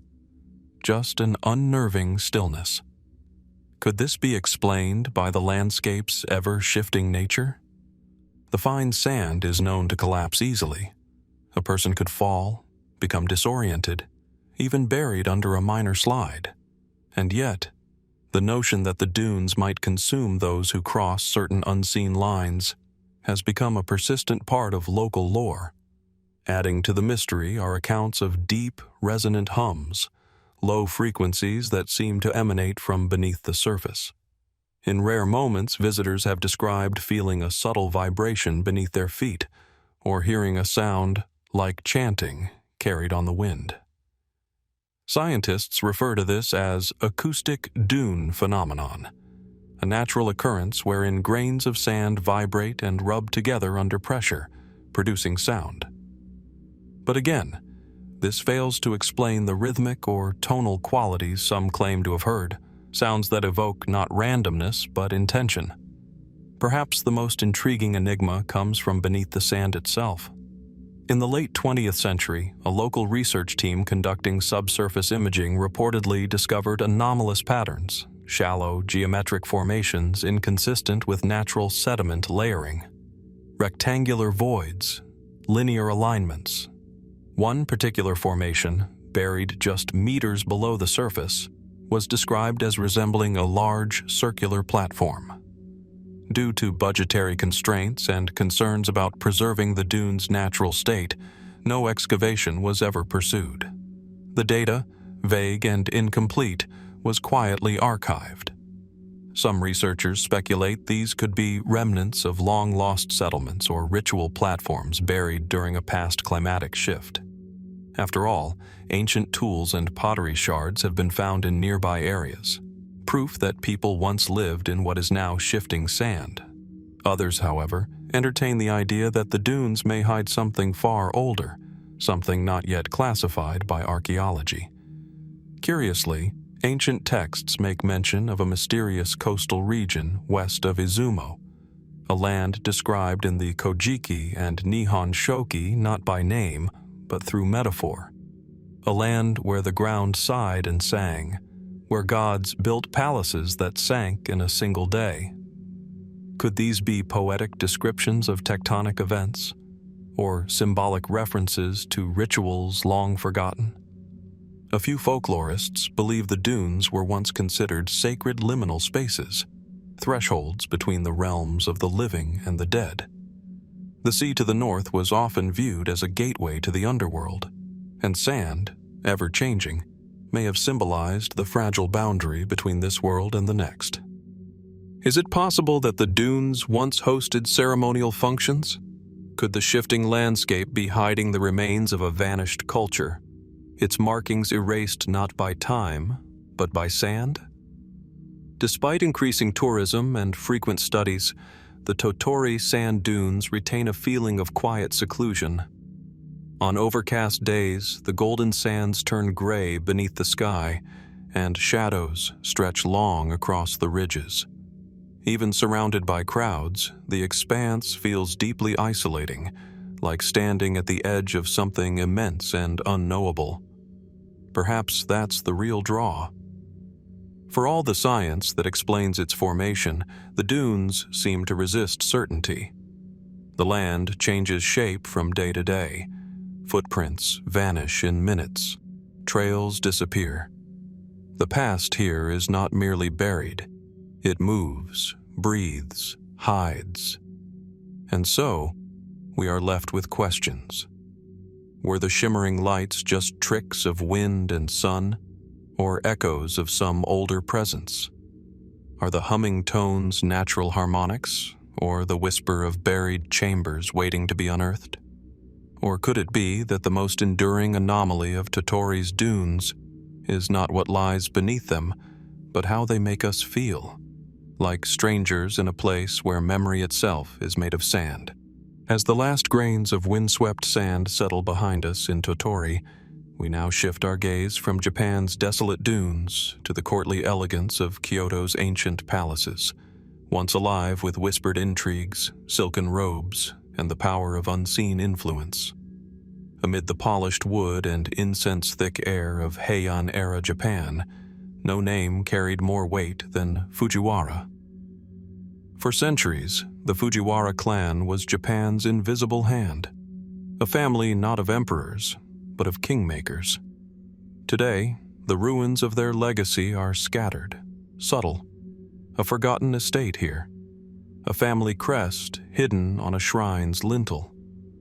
In Nara and Kyoto, where they once held dominion over court and culture alike, the silence of their absence feels almost deliberate, the kind of silence that begs a question. How does such power simply disappear? At the height of their influence, the Fujiwara were not merely advisors to the throne. They controlled it. Through a complex web of political marriages and careful succession planning, they placed themselves as regents to child emperors, often the children of their own daughters. For over 300 years, this strategy made them the de facto rulers of Japan. They built lavish residences in the capital, wrote poetry that shaped courtly language, and promoted Buddhism as a cultural ideal. Their patronage produced icons, gardens, and architecture that endure to this day. The world they fashioned, graceful, measured, hierarchically elegant, became synonymous with classical Japanese civilization. And then, they were gone. By the close of the 11th century, the once mighty Fujiwara were eclipsed. Their influence waned. Their regency powers were bypassed. Other families, Minamoto, Taira, eventually the rising samurai class, filled the vacuum they left behind. Historians point to several rational causes for this shift: the increasing militarization of Japan, the decentralization of imperial power, and the clan's over-reliance on courtly politics while ignoring the provinces. But even with these explanations, the speed and completeness of their downfall raises deeper questions. Was it truly just politics and poor timing? Or was something else at work, something less visible, more profound? One theory suggests that the Fujiwara collapse wasn't merely a political loss. It was engineered. Whispers from later records allude to internal betrayal, strategic sabotage, and even covert manipulation by emerging warrior clans. Could the Minamoto have seeded divisions within the Fujiwara ranks? Might key alliances have been purposefully unraveled behind the scenes? Others believe that the clan fell victim to its own success. The generations of regents that followed Fujiwara no Michinaga, often cited as the clan's zenith, grew complacent. Is it possible that their intricate system of court control simply became outdated? That a system built on imperial weakness was bound to fail as the throne reasserted itself? Yet there are darker undercurrents still. Some Buddhist texts from the period refer obliquely to a curse upon the proud, citing a decline in virtue among high-ranking nobles. In one fragment found at a monastery near Uji, an anonymous monk records a series of strange afflictions that struck several key Fujiwara courtiers: unexplained illnesses, sudden madness, dreams of fire and falling. The suggestion, never made explicit, is that karmic retribution had come. In Japanese esoteric Buddhism, power is not only temporal, it's spiritual. Could the spiritual protections that shielded the clan have failed them? Some even speculate that sacred objects housed in Fujiwara temples, now lost or scattered, may have held significance not just as relics, but as spiritual anchors. When removed, perhaps deliberately, that protective balance unraveled. Others point to the mythic. The Heian period, so defined by beauty and court ritual, was also a time of ghost stories and supernatural fears. In Konjaku Monogatari-shu, a collection of tales from the 12th century, one story describes a noble family whose palace becomes haunted by unseen visitors. Objects move on their own, servants disappear, and every night footsteps echo from an empty hall. The tale is unnamed, but some believe it refers to the Fujiwara. Could folklore have preserved an echo of real, unexplained events? Then, there is the matter of the Fujiwara tombs. Unlike many ruling families, the burial sites of prominent Fujiwara figures remain largely unexamined. Some are marked, others are only hinted at in ancient records. A few, particularly those in remote mountain temples, are said to be sealed not for preservation, but protection. In 1972, a survey team attempted to map one such site near Mount Hiei. According to an internal report, never publicly released, but later referenced in a university archive, the team abandoned the expedition prematurely.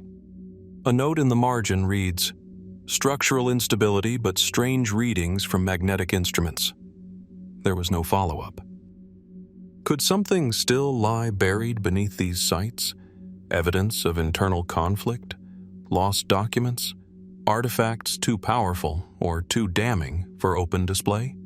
Even in contemporary Japan, the Fujiwara name lingers. Descendants exist, some quietly maintaining family shrines, yet many remain silent about their heritage, as though honoring a pact of invisibility. Whether that silence is born of reverence or reluctance, we may never know. As we trace the quiet decay of one of Japan's most dominant dynasties, the absence becomes as compelling as their past presence. The Fujiwara ruled not by sword, but by shadow. And perhaps it is in shadow they now remain. What truly undid them? Was it history's tide, or an unseen hand? And if the fall of the Fujiwara teaches us anything, is it that no power, no matter how complete, is immune to vanishing into mystery? As the shadow of the Fujiwara fades into the hush of Kyoto's autumn leaves, our journey turns northeast, to a place where legends still cling to the stones like morning mist, and where history blurs into myth with unnerving ease. Rising above the Kamo River, the imposing silhouette of Rashomon Gate once marked the southern boundary of ancient Kyoto. Though the gate has long since crumbled, its name lingers in whispers and old folk tales, entwined with one of Japan's most chilling and enduring legends, that of Ibaraki-Dōji. According to tradition, Ibaraki-Dōji was no ordinary bandit or outlaw. This figure, sometimes male, sometimes female, was said to be an oni, a supernatural being of formidable strength and hunger.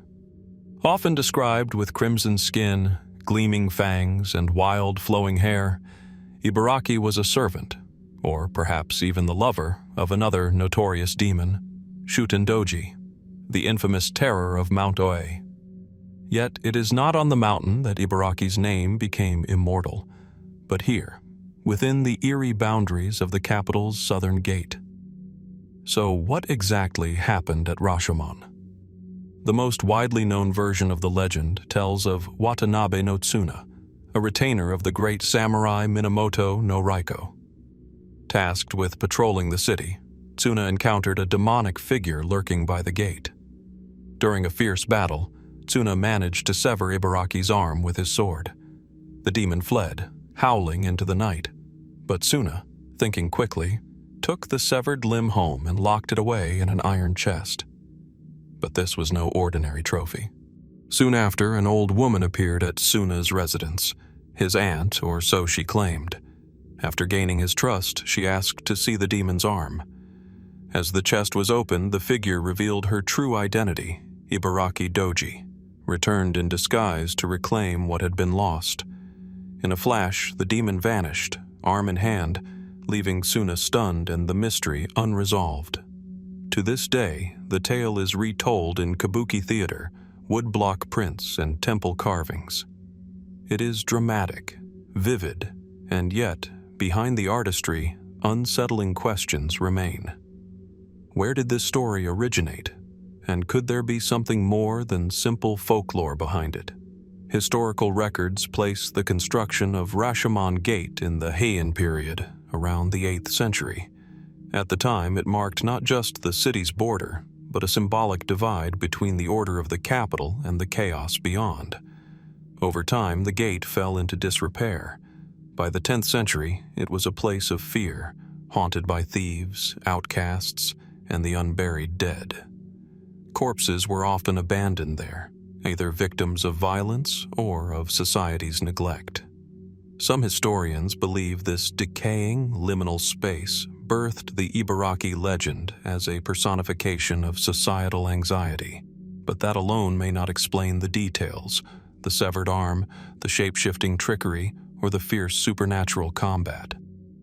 A curious document known as the Shuten-Doji Emaki, an illustrated scroll from the 14th century, offers additional clues. In it, Ibaraki is portrayed not only as a demon, but as a child abandoned by human parents, possibly born during an eclipse or under an ill omen.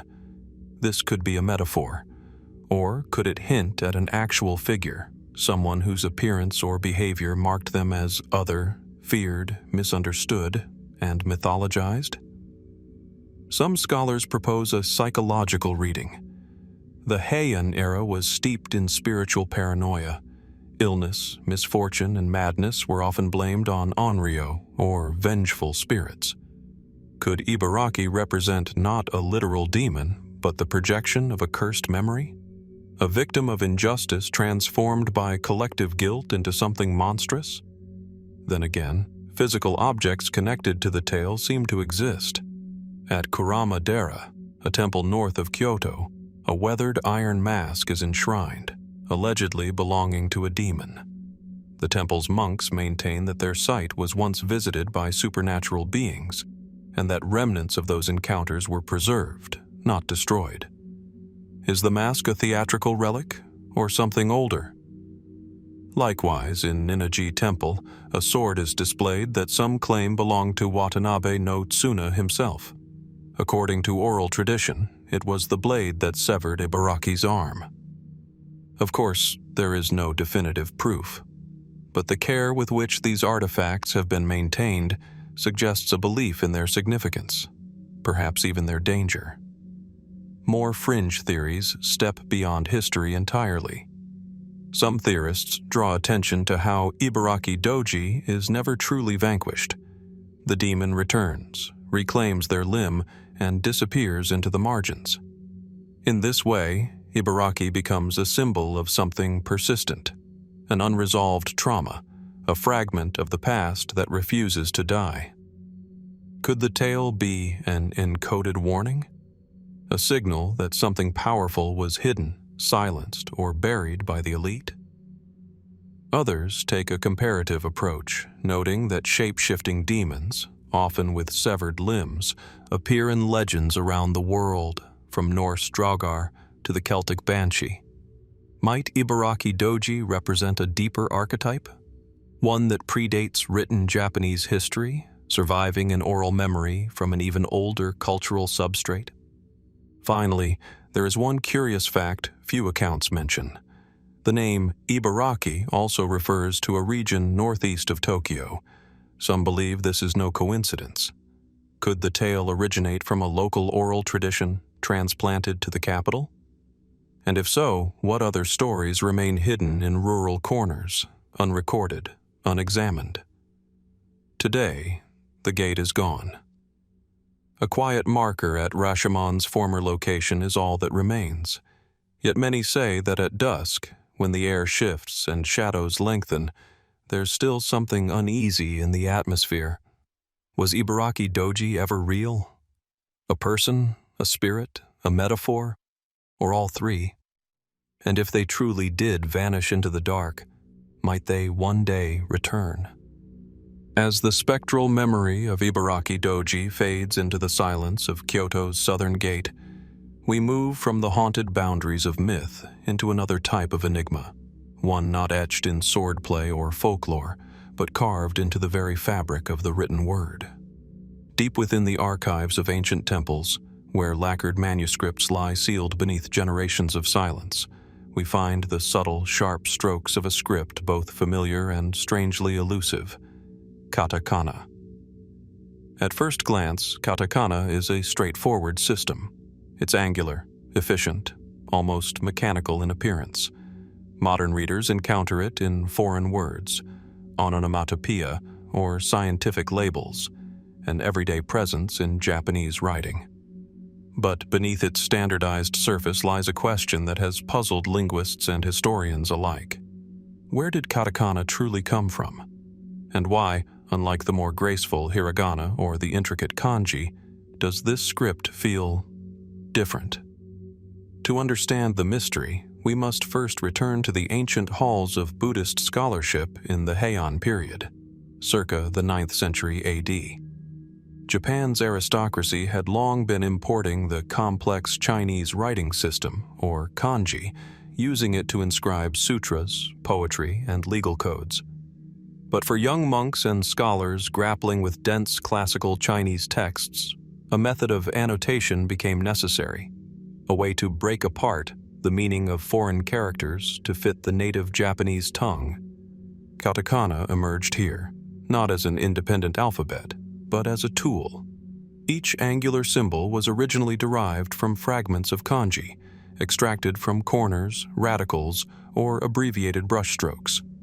It was a system born of necessity, a scholar's shorthand, known then as shakuon kana. And yet, even in its origin, something doesn't quite add up. Unlike hiragana, which developed in parallel as a flowing cursive script derived from whole kanji characters, katakana is strikingly abrupt, geometric, sparse. It almost resembles something crafted more for carving than for calligraphy. Could there have been another influence? Another hand guiding the shape of these characters? Some scholars suggest that the angularity of katakana might reflect its functional roots in temple marginalia, notations carved onto wooden tablets rather than brushed onto paper. Indeed, the hard edges of katakana seem more suited to chisels than brushes. But is that explanation complete? Fragments of ancient woodblocks and stelae in regions like Nara and Tōhoku reveal inconsistencies. Variants of katakana symbols predating what the official record suggests. In some rare cases, these symbols appear almost too uniform, as if devised intentionally, not evolved. A more speculative theory suggests a link between katakana and phonetic ciphers used by onmyoji, court mystics and diviners who practiced esoteric geomancy and astrology.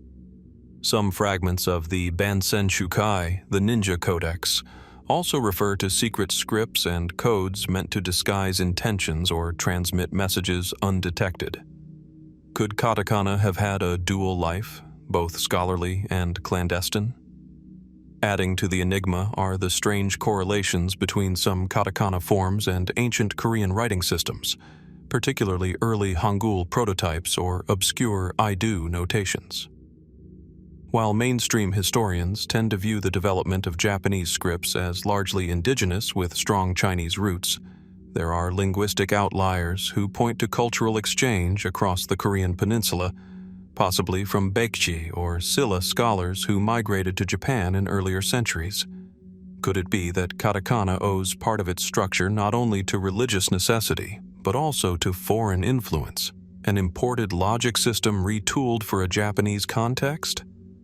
Other, even more fringe interpretations have suggested katakana's design is too efficient to be entirely organic.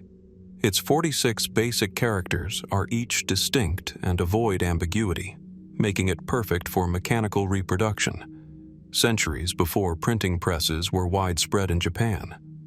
Could it be, some wonder aloud, that the form of katakana was in some sense engineered? That it wasn't merely evolved through centuries of scribal shorthand, but constructed according to a design principle lost to us? We must be careful not to fall into romantic speculation.